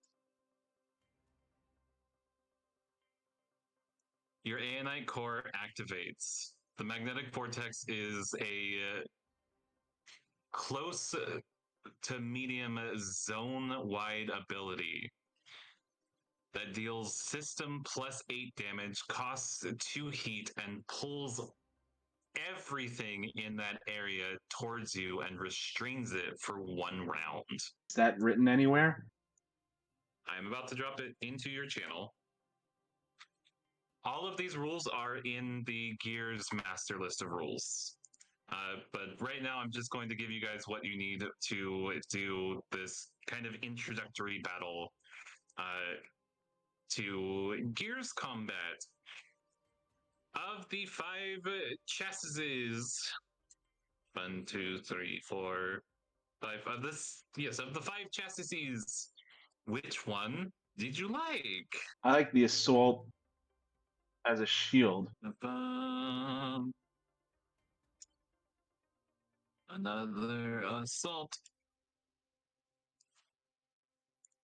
See, boop boop.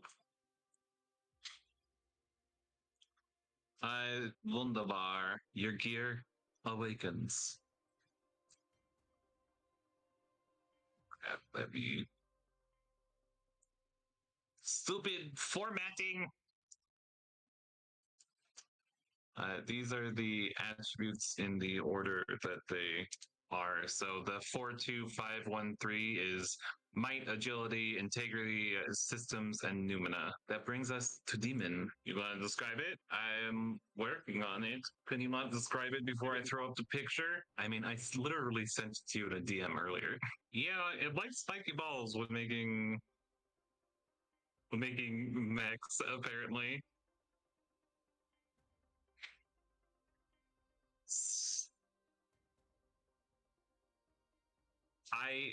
I tried to get rid of it, but it honestly just made things worse.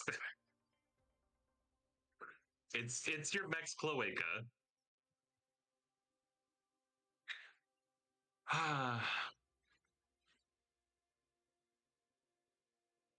just like hip thrust fires missiles from his groin. Yeah. So awesome. If I were to tell you to choose between an annihilation beam and an entropy lash, which sounds more appealing?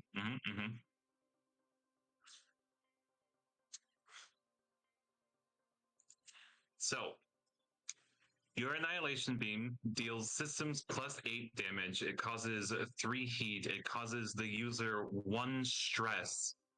Drains your core.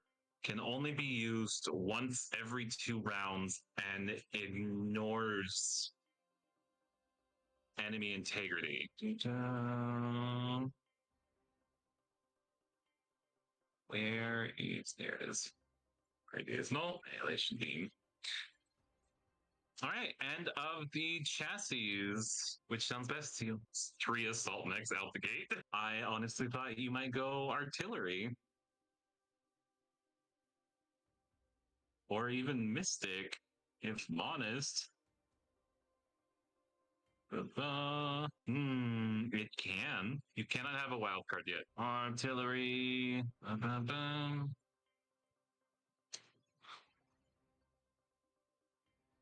Even as you begin emerging from your incubators, your cocoons, and your gears begin to stand up, it is almost like you are floating in space. You are inside this being, which is an extension of your body. It is connected to your body, your psyche. You are genetically and psychically entangled with this thing. Its movements are your movements. Its thoughts are your thoughts. But at the same time, your thoughts are your thoughts, and its thoughts are its thoughts. And that is very confusing for your first time. And most beings will instinctively try to resist that level of fusion. But landing amongst you is a massive null-born Draciri and a slightly smaller Voltaic Draciri. You have become the largest enemies on the block.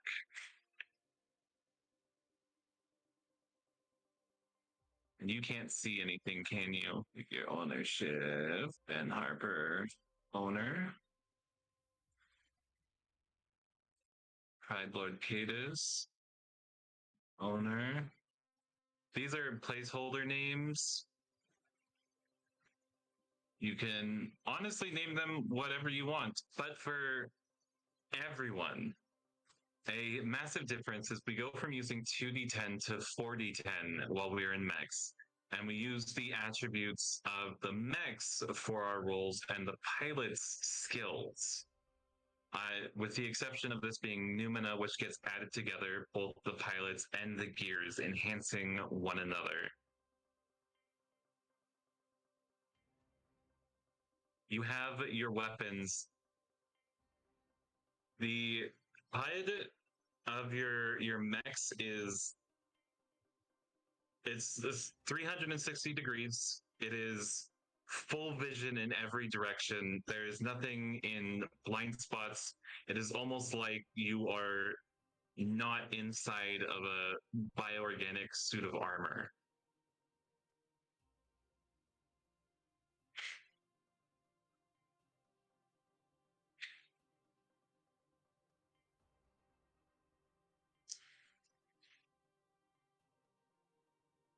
The difference here is instead of mind, we roll a systems plus observation for initiative in gear combat.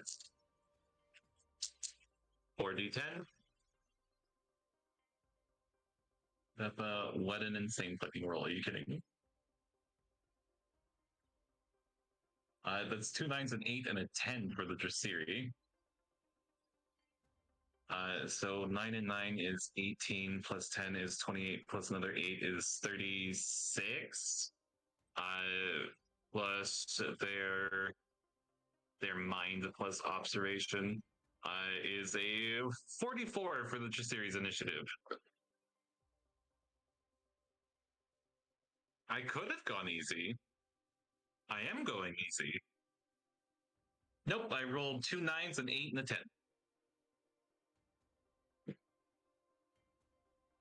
Yeah, it was a fucking high-ass roll, actually. Then Cadus is good roll too. Plus 4. Yeah, you said systems and observation, right? Yeah. So yeah. Oh, you have a systems of 1 in the assault. Yeah, exactly. So yeah, plus 4. Very good. Okay. I rolled dice, and I rolled a grand total of 6 out of 4d10. Plus 3 is Wild. 9. That is a huge differential.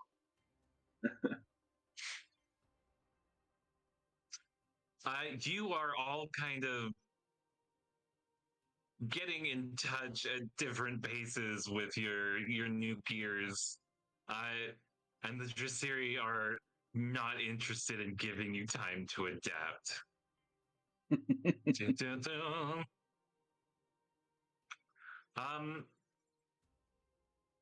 I think the Nullborn Draciri is gonna go first. And I think he really doesn't like the mech that looks like him.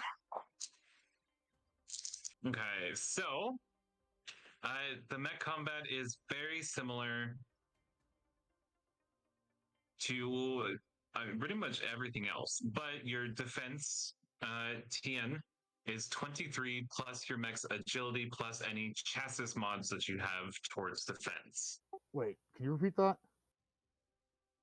It's the defense of your mech is a base of 23 plus your agility plus any chassis mods that you have installed. Some of you do have them, yes. Plus agility plus your mech's agility. No. So your agility is 1 in the artillery mech, -2. No, you're not adding. So every mech starts at 3 base for their gear attributes, and then they are modified by those. So the artillery gets a +1 to might, a -2 to agility, +0 to integrity, +2 to systems, -1 to Numina. So you don't need to worry about those modifiers any further. You can just ignore them. I will remove them, actually, so they do not cause confusion. So your base defense will be 24.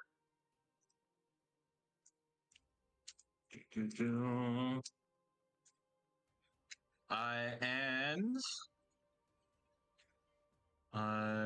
3 plus 9 is 12, plus 7 is 19, plus 2 is 21, plus his might is 24, and then plus his ranged attack is 29. So +1 degree of success. The Draciri opens its mouth and fires one of those annihilation beams at you. But because the Nullborn Draciri shares its universal force with you in dark energy, it is going to do minus or reduce damage to you. As you are not as... Huh? Absolutely. All of your abilities are available and enhanced to mech scale. What'd you do? Amazing.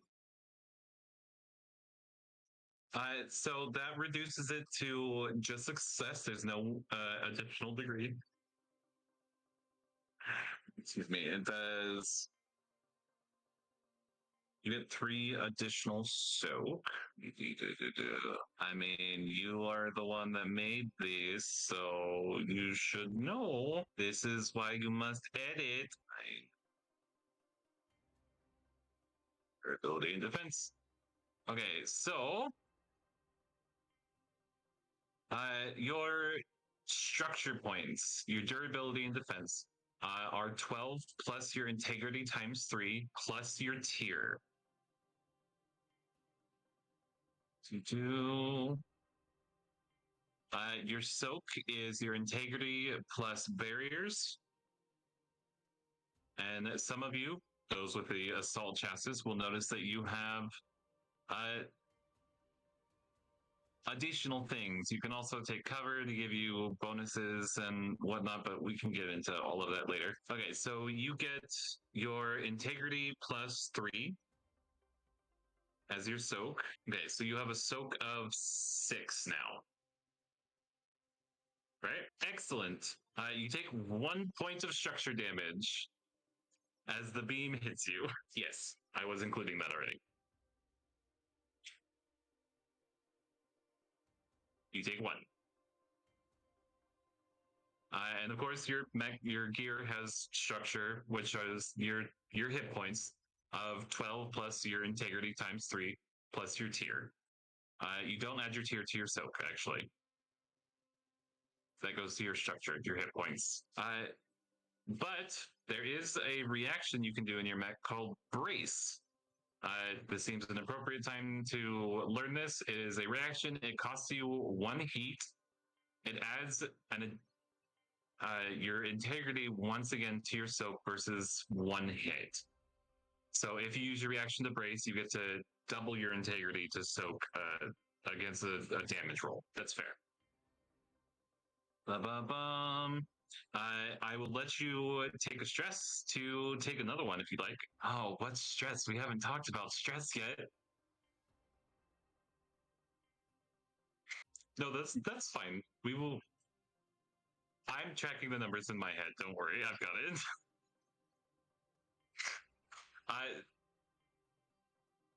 We haven't gone over stress yet, but stress is psychic backlash.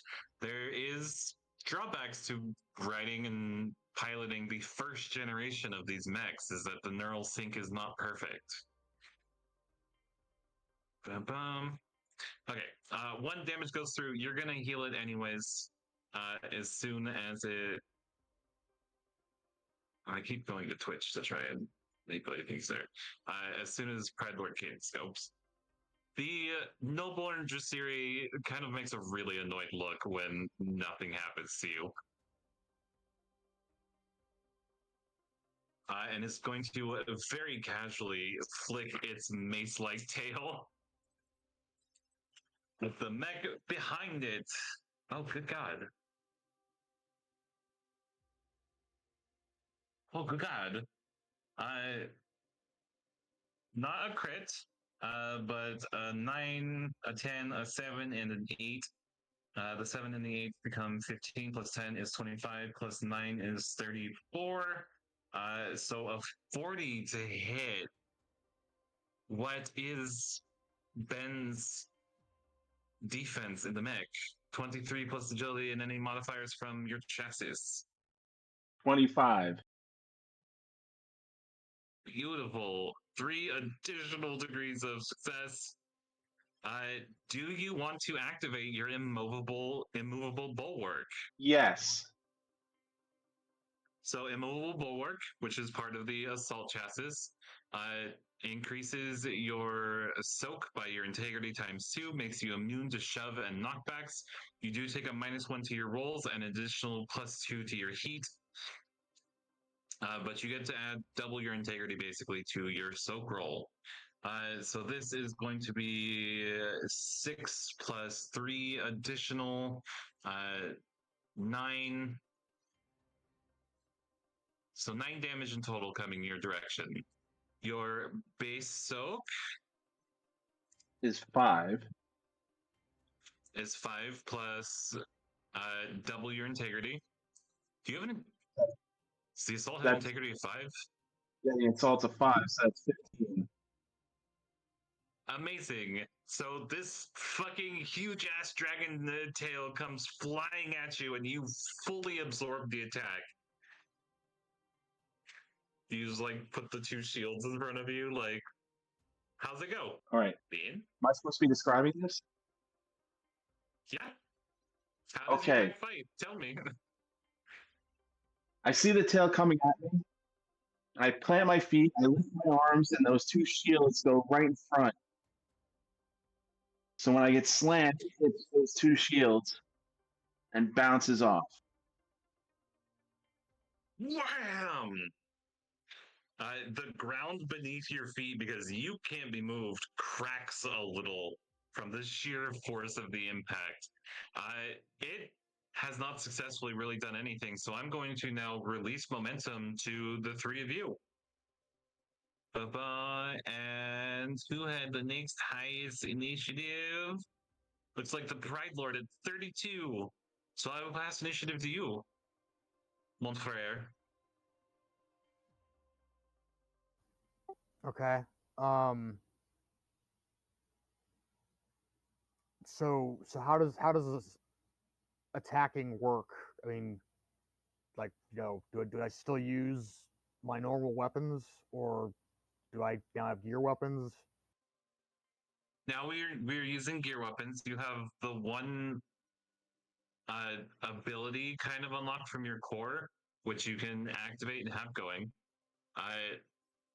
Your claws, we definitely know your gear is going to have those as weapons, so we can just move those up to mech scale and do those as a base weapon right now. Okay. So yeah, I'm gonna go at the one that was attacking, and try to claw it from behind, I guess. The Nullborn Dressiri? Yes.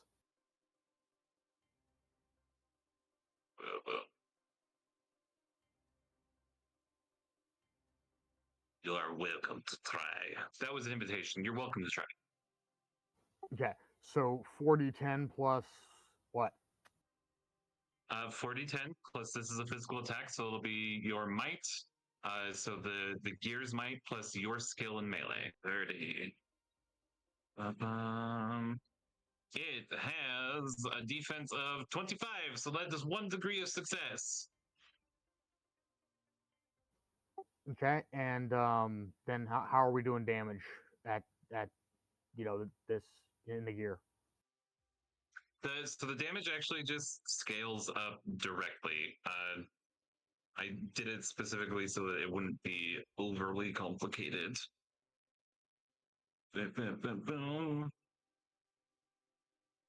So they do 3 damage normally. Yes. Yes. A standard attack. Yes. There we go. That's energy weapons. This is melee physical. Thank you. I made it very simple.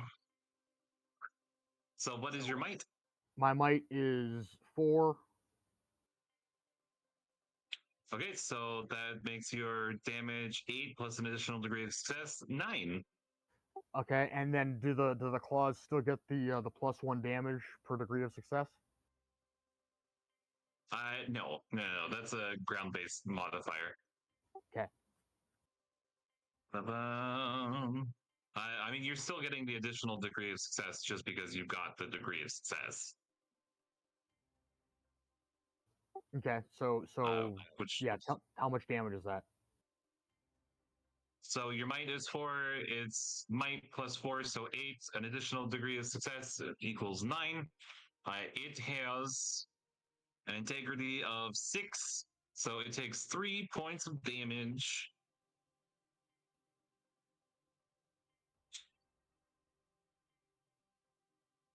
Okay, You and then, sink your claws into what feels like nothing that's been given form. It's hard to describe. It is both there and not there at the same time. Okay, and I'd like to use momentum to after I make that strike, leap towards the other one, and then I'll be planning on taking an attack against him with a +1 die next turn. Amazing. Do you have? You should be able to move your tokens, by the way. Da, da, da. Do you have your aura going? Yes. It's gonna get real confusing. Let's put you up like right here. Demon, you heal 1 point of structure damage. I'm tracking it. I'm just telling you that it's happening. Who are you passing momentum to? I'm going to be introducing the gears mechanics to you guys slowly and over time because there's also heat tracking, stress tracking, overclocking. So I'll pass it to the other bad guy. The Voltaeus Draciri. Yeah, electromagnetism. Apologies. Additional beats of damage, wound bar. The Voltaeus Draciri cranes and stretches its neck as lightning arcs up as that golden lightning forms in its mouth. It opens and fires out this insanely fast lance of energy. At the kitty that just jumped at it. The fuck? 1 and 3 is 4, plus 8 is 12, plus 9 is 21, plus its agility is 24, range combat 3, 27 to hit.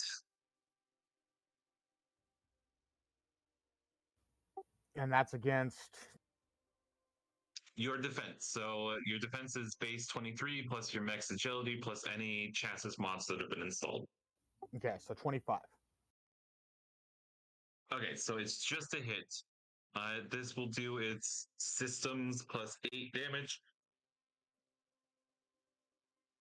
Down. And you only get half soak against it.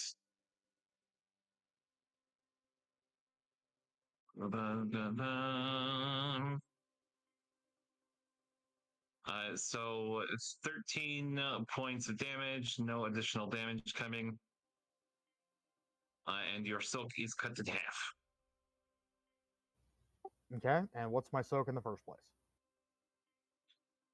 Okay, so your soak is your integrity.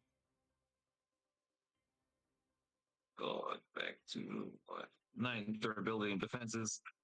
Integrities plus barrier plus covers from structures. Okay, so my integrity is 5. And 5. Okay, so we're gonna round up.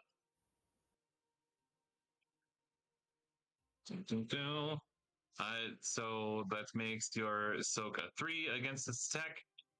So 13 becomes 10. Your structure is 12 plus your integrity times 3. So plus your tier. So you have 15, 27. You're only tier 1, right? Correct. 28 structure points. You'll have lost 10 of them, leaving you currently with 18. And you will heal 1 round. But that was a mighty hit. That was also its entire turn, and the momentum passes back to you. Who's next? Absolutely. Get it. Yep, go for it. Plus 13. No. No. The systems plus 8 is the damage. Your roll to hit is your systems plus range combat. You have no range combat or systems, so 40, 10 plus 5. Plus 5, not times 5. 28 hits exactly. You take stress, your core begins to heat up. It gets no soak against attack. That you can only use once every 3 rounds. And it has, the Voltaeth only has an integrity of 2. So 16 plus its force tier of 3, 19. 13 of its 19 health points are simply evaporated. What's your annihilation beam look like? Excellent. Yeah, so again, just like the beam you saw earlier,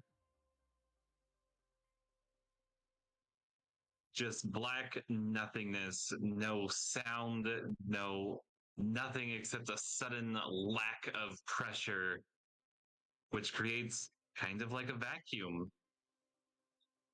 And just a huge chunk of this Draciri is gone. Momentum remains yours. You have succeeded. You didn't botch. Where do you want it to go? Finn, you're up. All right. Did my mech develop something similar to the core? Huh? The Aeon Blitz Flux core? Do I have anything The similar Flux to Core? that for this mech? Yeah, if you want a Flex Core, like it produces one. Yeah.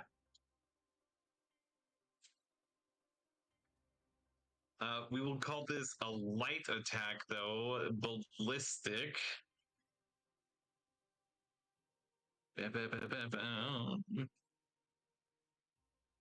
Nope, that's core conditions. Where did they go? I was just looking at that. No overclocking protocols. Weapons quick reference.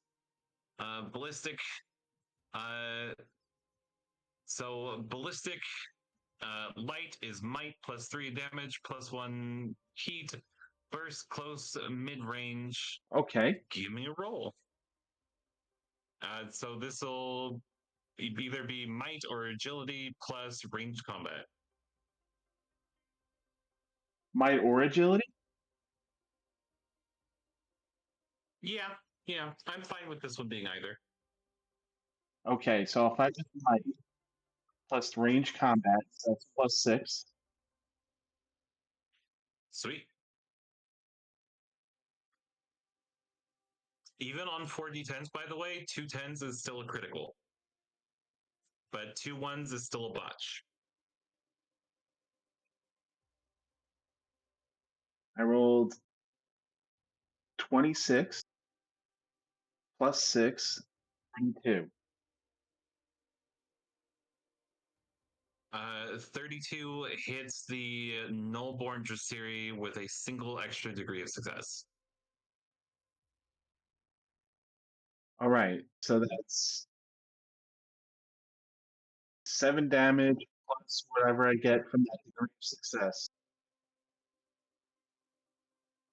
So that will make it 8, which will do 2 points of damage to the Nullborn Draciri. As you form a ball out of, programmable anite that comes out of your gear, you have a mech-sized flex core now. And you just like spike it into the back of the Nullborn's head. All right, and I'll pull it back.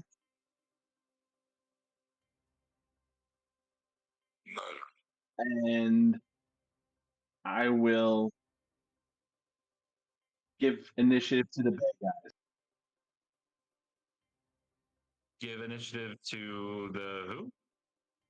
To the bad guys. The bad guys have both gone this round. I think it's actually a new round. I think you were last. Yes. I think, yeah, everyone has gone now. You are last. So you still have momentum. You can still give it to bad guys if you want. Yeah, I'll give it to the bad guys. Excellent. Hell. Drop shadow distortion. The Nullborn Dressiri is none too pleased that it just got hit like in the back of the head by a ball. Are you fucking kidding me? Well, they lose momentum, and whether it's through sudden nausea because it just got hit in the head by a heavy ball of some kind, it's a little woozy. It kind of like stumbles as it tries to rush forward. I might make crits and botches required. No, that won't make sense. I was gonna say 3 1s and 3 10s for crits and botches on the 40-10, but 2 is still fine. It'll make crits and botches happen a little more often in Gears, which is fine. I want more epic combat. I have an idea I'd like to suggest. What's that? So yeah, 2 1s still causes a crit, and 2 10s still, or sorry, 2 1s still causes a botch, 2 10s still causes a crit. But if you roll 2 10s and 2 1s, you just get a basic hit. I like that addition. I'm not sure it will come up. That seems like a pretty crazy ass roll. So yeah, we can have that. They just cancel each other out. Yeah, exactly. And then you wind up having 22. Momentum then returns to you guys. Who wants to go?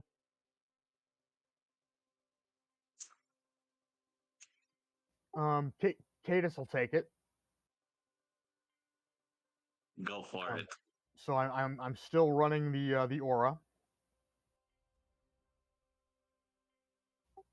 Anyone who's taken damage heals. And then I'm going to do a claw attack on not the null one, the other one that I jumped at. Excellent. The Voltaeus. 36 is almost 2 degrees of success. But it is an additional degree of success. Wait. Yeah. No, wait. That's 2 degrees of success additional exactly. It was a 26. Okay, then that'll be 10 damage. Amazing. It's not piercing, but it only has an integrity of 3. You said 10? Yes. It only has 6 health left, so please take it away with our first kill in a gear. So the leaping Cades lands on its back and sinks his claws in, and the top claws are more for getting grip around the where the wings are, and then he takes his hind claws and just shreds its spine, and it dies. Yeah, it does. Thrashing and violently. And then I would like to use momentum again to take the free move toward the other one. Outstanding.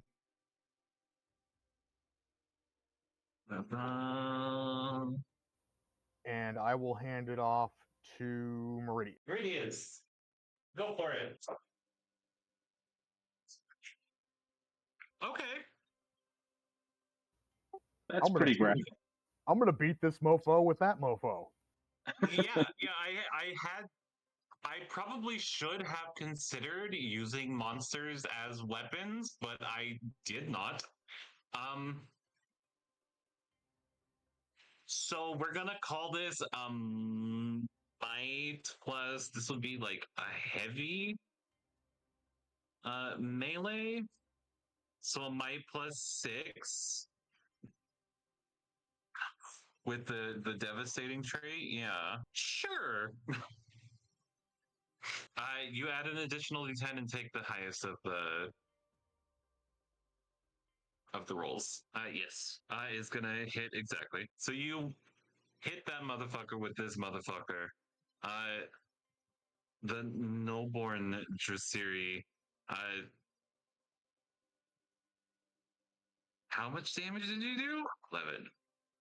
He has an he has an integrity, a base integrity of 6. He collapses in on himself, pulling his wings in to enforce his defenses, doubling his integrity for his soak as reaction. But the devastating bypasses 4 of that soak, so 3 damage still go through, bringing him up to 8 of his 24 health. He is the chunkier one of the two. 2, 4, 5, 6, 7, 8.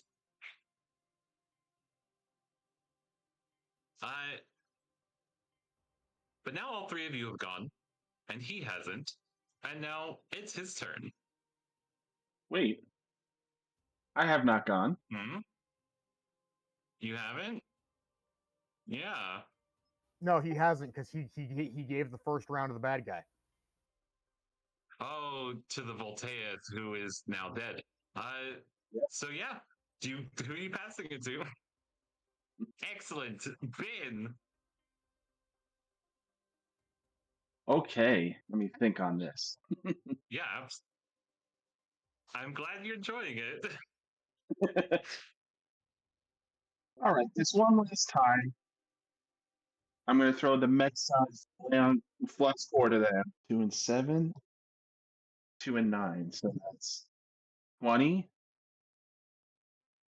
plus 3. 23. A 23 is not enough. All right. Suck it back. And still move, right? Huh? I can move? Yeah, absolutely. Okay. I'm going to kind of. Up here, make sure that you are on this. Right? Go. I'm basically going to interpose myself between everyone else for now. Excellent. Let's do that here. You move in to do the guardian thing. Yes. The Nullborn Jasiri opens its mouth, and you hear that screaming roar again at the very edges of your perceptions.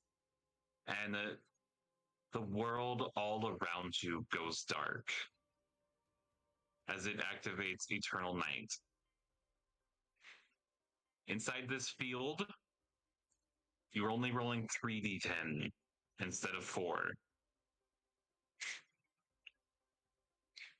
And since he has momentum, he is then going to lash out and try to bite through the guardian right in front of him. Really? A 1, a 2, a 4, and a 7. Are you fucking kidding me? That's like a 20 to hit. I have a 25 defense. An enormous Nullborn Draciri dragon head collides with your twin shields, and like you're just in the darkness holding this angry dragon off. Momentum passes to your team. And this is the start of the new round. Yes. Well, technically, it went first in this round. Correct. Oh, and also, my apologies. This is our first time. I should have been reminding you. You all get a +1 to everything because of my aura. Yes. Either or is fine. You are an artillery chassis, so systems makes more sense for you. Strong choice going artillery with no ranged combat. No, actually. So you were still rolling 4d10 instead of 3d10. And force type, not magic type. Did you just shush me?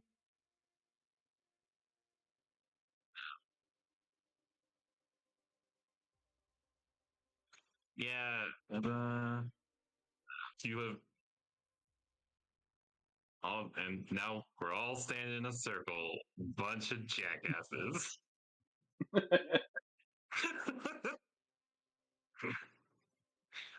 You accomplished nothing on your turn. If there were other enemies, I would take momentum, but there are not, so it stays with the party. And you didn't bodge, so he doesn't get another turn. So who are you passing to? All right. Okay, so it's me. Okay, so charging claw attack. Go for it. Ah! I see you found the flip buttons. Okay, 28 is going to hit exactly. Okay, and then that's 9 damage. 9 damage. 3 is going to go through. He's not going to use the reaction for this.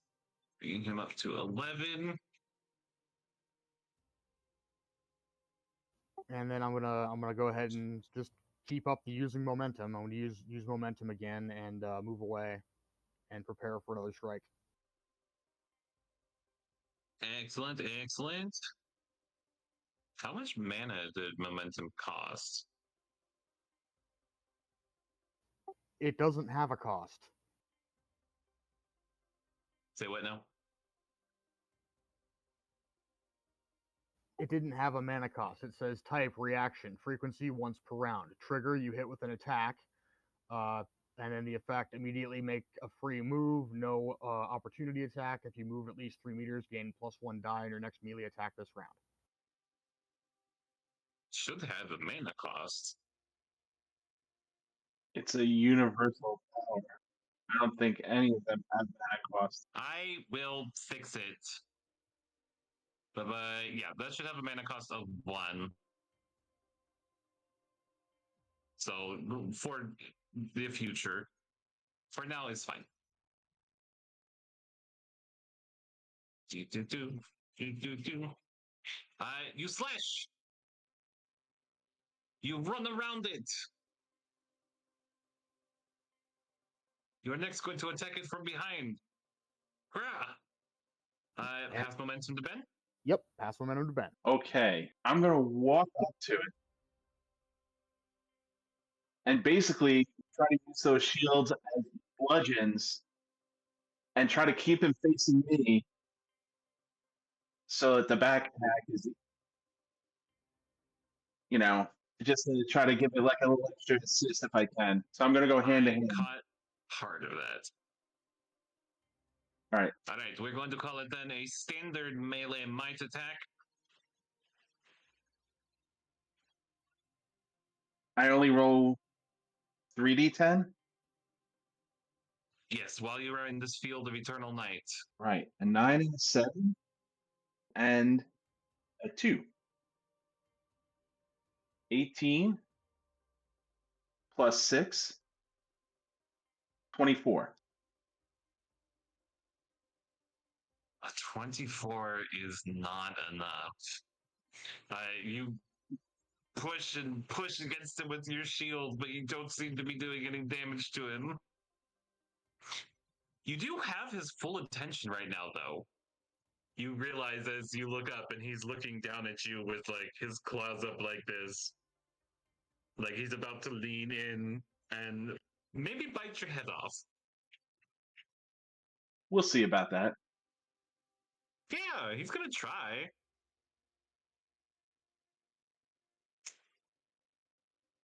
You did not succeed. Everyone has gone. If you want to maintain momentum, it will cost you a stress.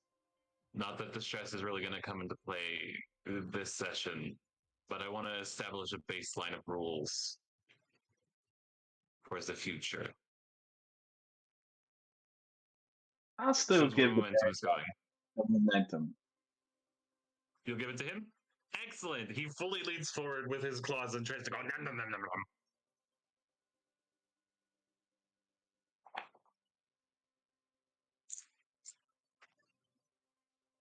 Uh, 9 plus 6 is 15. Plus 7 is 22. Plus 2 is 24. Plus 6 is 30.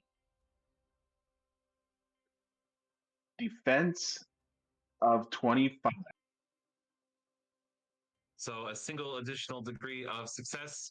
The bite of this thing is devastatingly powerful.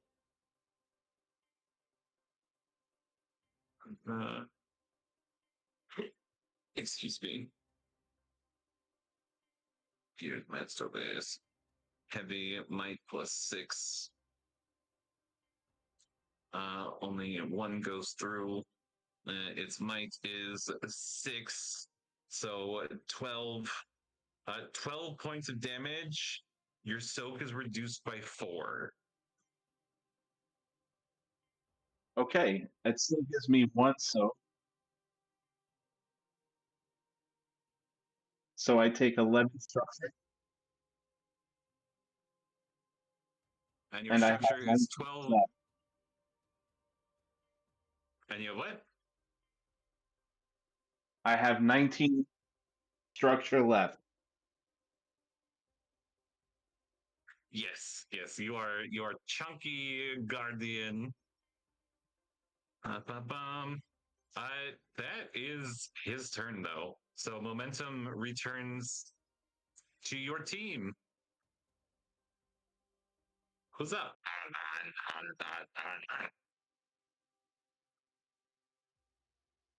It's fully trying to eat him. Excellent. Your club tail is going to count as a heavy attack. Melee attack would be might, not systems. Correct. Absolutely. You're hitting with a club tail. I'm not going to yell at you. I'm not going to yell at you. Beautiful. Yeah, that's a hit with 1 additional degree of success plus devastating, so -4. It is going to use its reaction to protectively enclose itself, doubling its integrity to 12, -4 to 8, so 3 damage goes through. So you'll heal 1 structure. Your degree of success was 1. Yes. Every 5.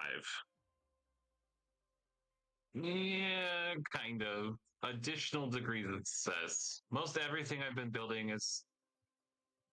Huh? Oh, absolutely not. That is far too powerful. We will call it degrees of success, though. Where's that momentum going? You hip thrust a weird cloaca hole in his face. Come on to the dragon. What the fuck?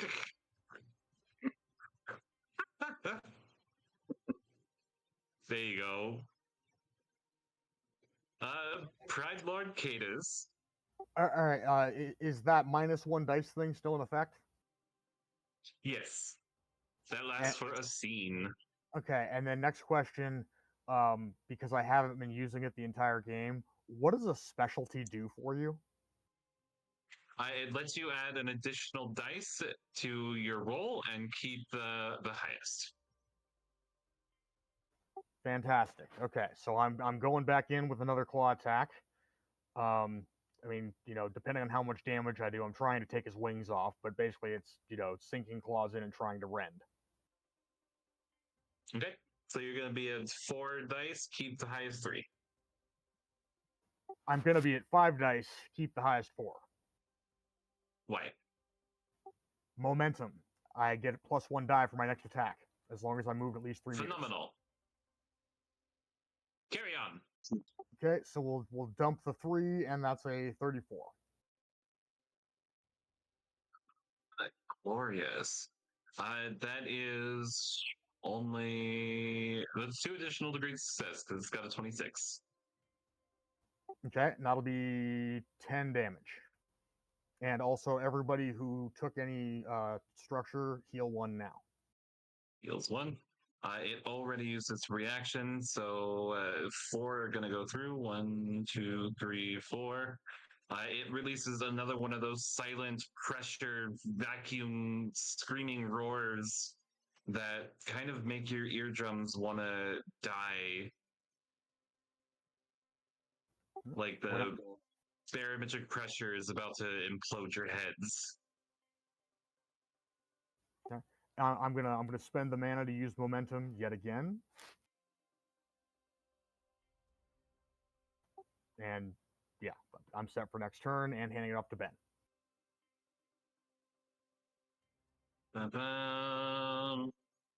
Did Ben already go this turn? No. No, you have not. All right. Go. Let's see how this works. I want to step behind him, grab like his hips, and suplex him. Oh.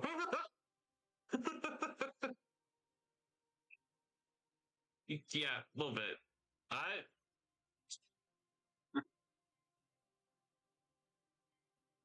So a suplex at this tier, we're gonna call this. This is gonna be a heavy attack. Boom. All right. Might.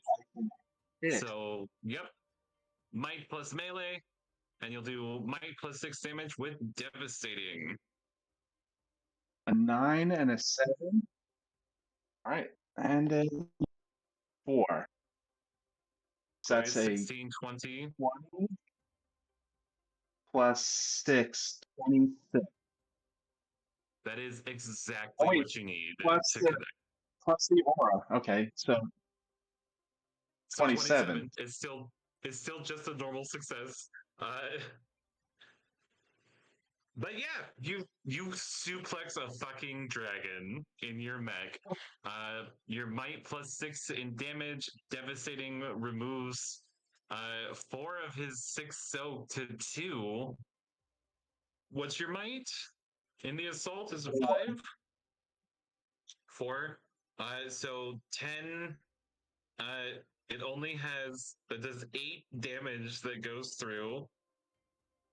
Oh my goodness.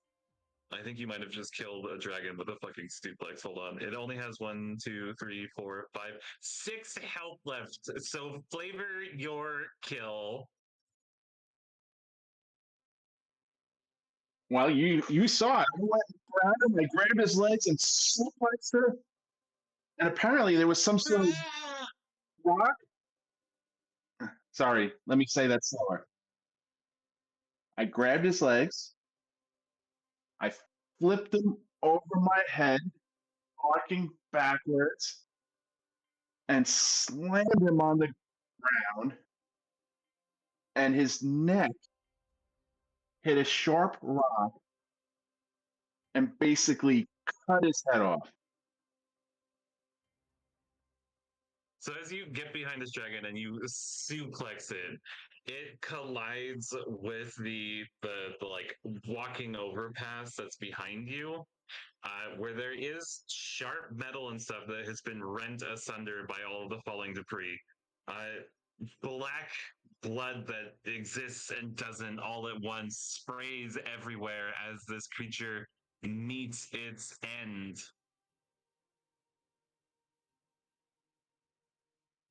The Skybound Tiers are not what they once were. You stand looking at the once most powerful nation in the world that has been laid low. Entire parts of the flying continent have been wiped away from memory as they were completely extinguished from time.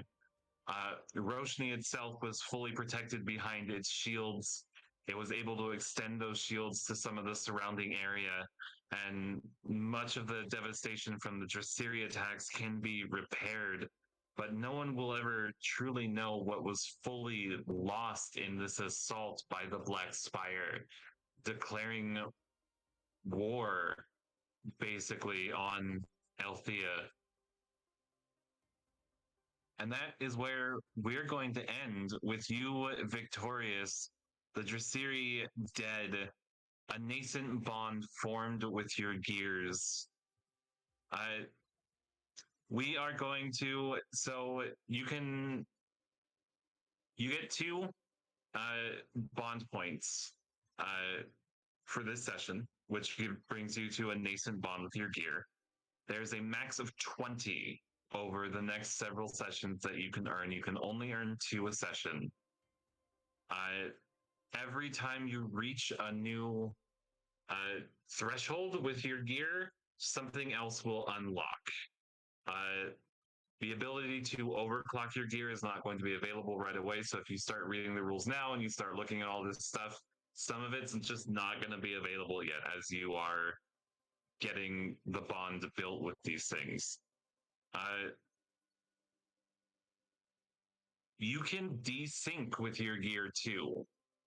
If you are clashing, arguing, right now you worked in sync, you succeeded, but they have their own personalities. They are semi-sentient, bioorganic weapons.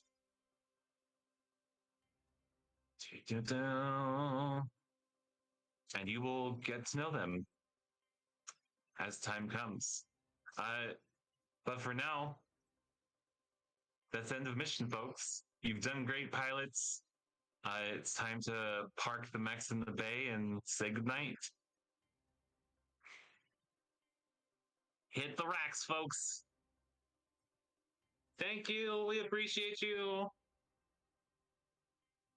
End the stream. End the stream. No one's actually watching right now. It's fine.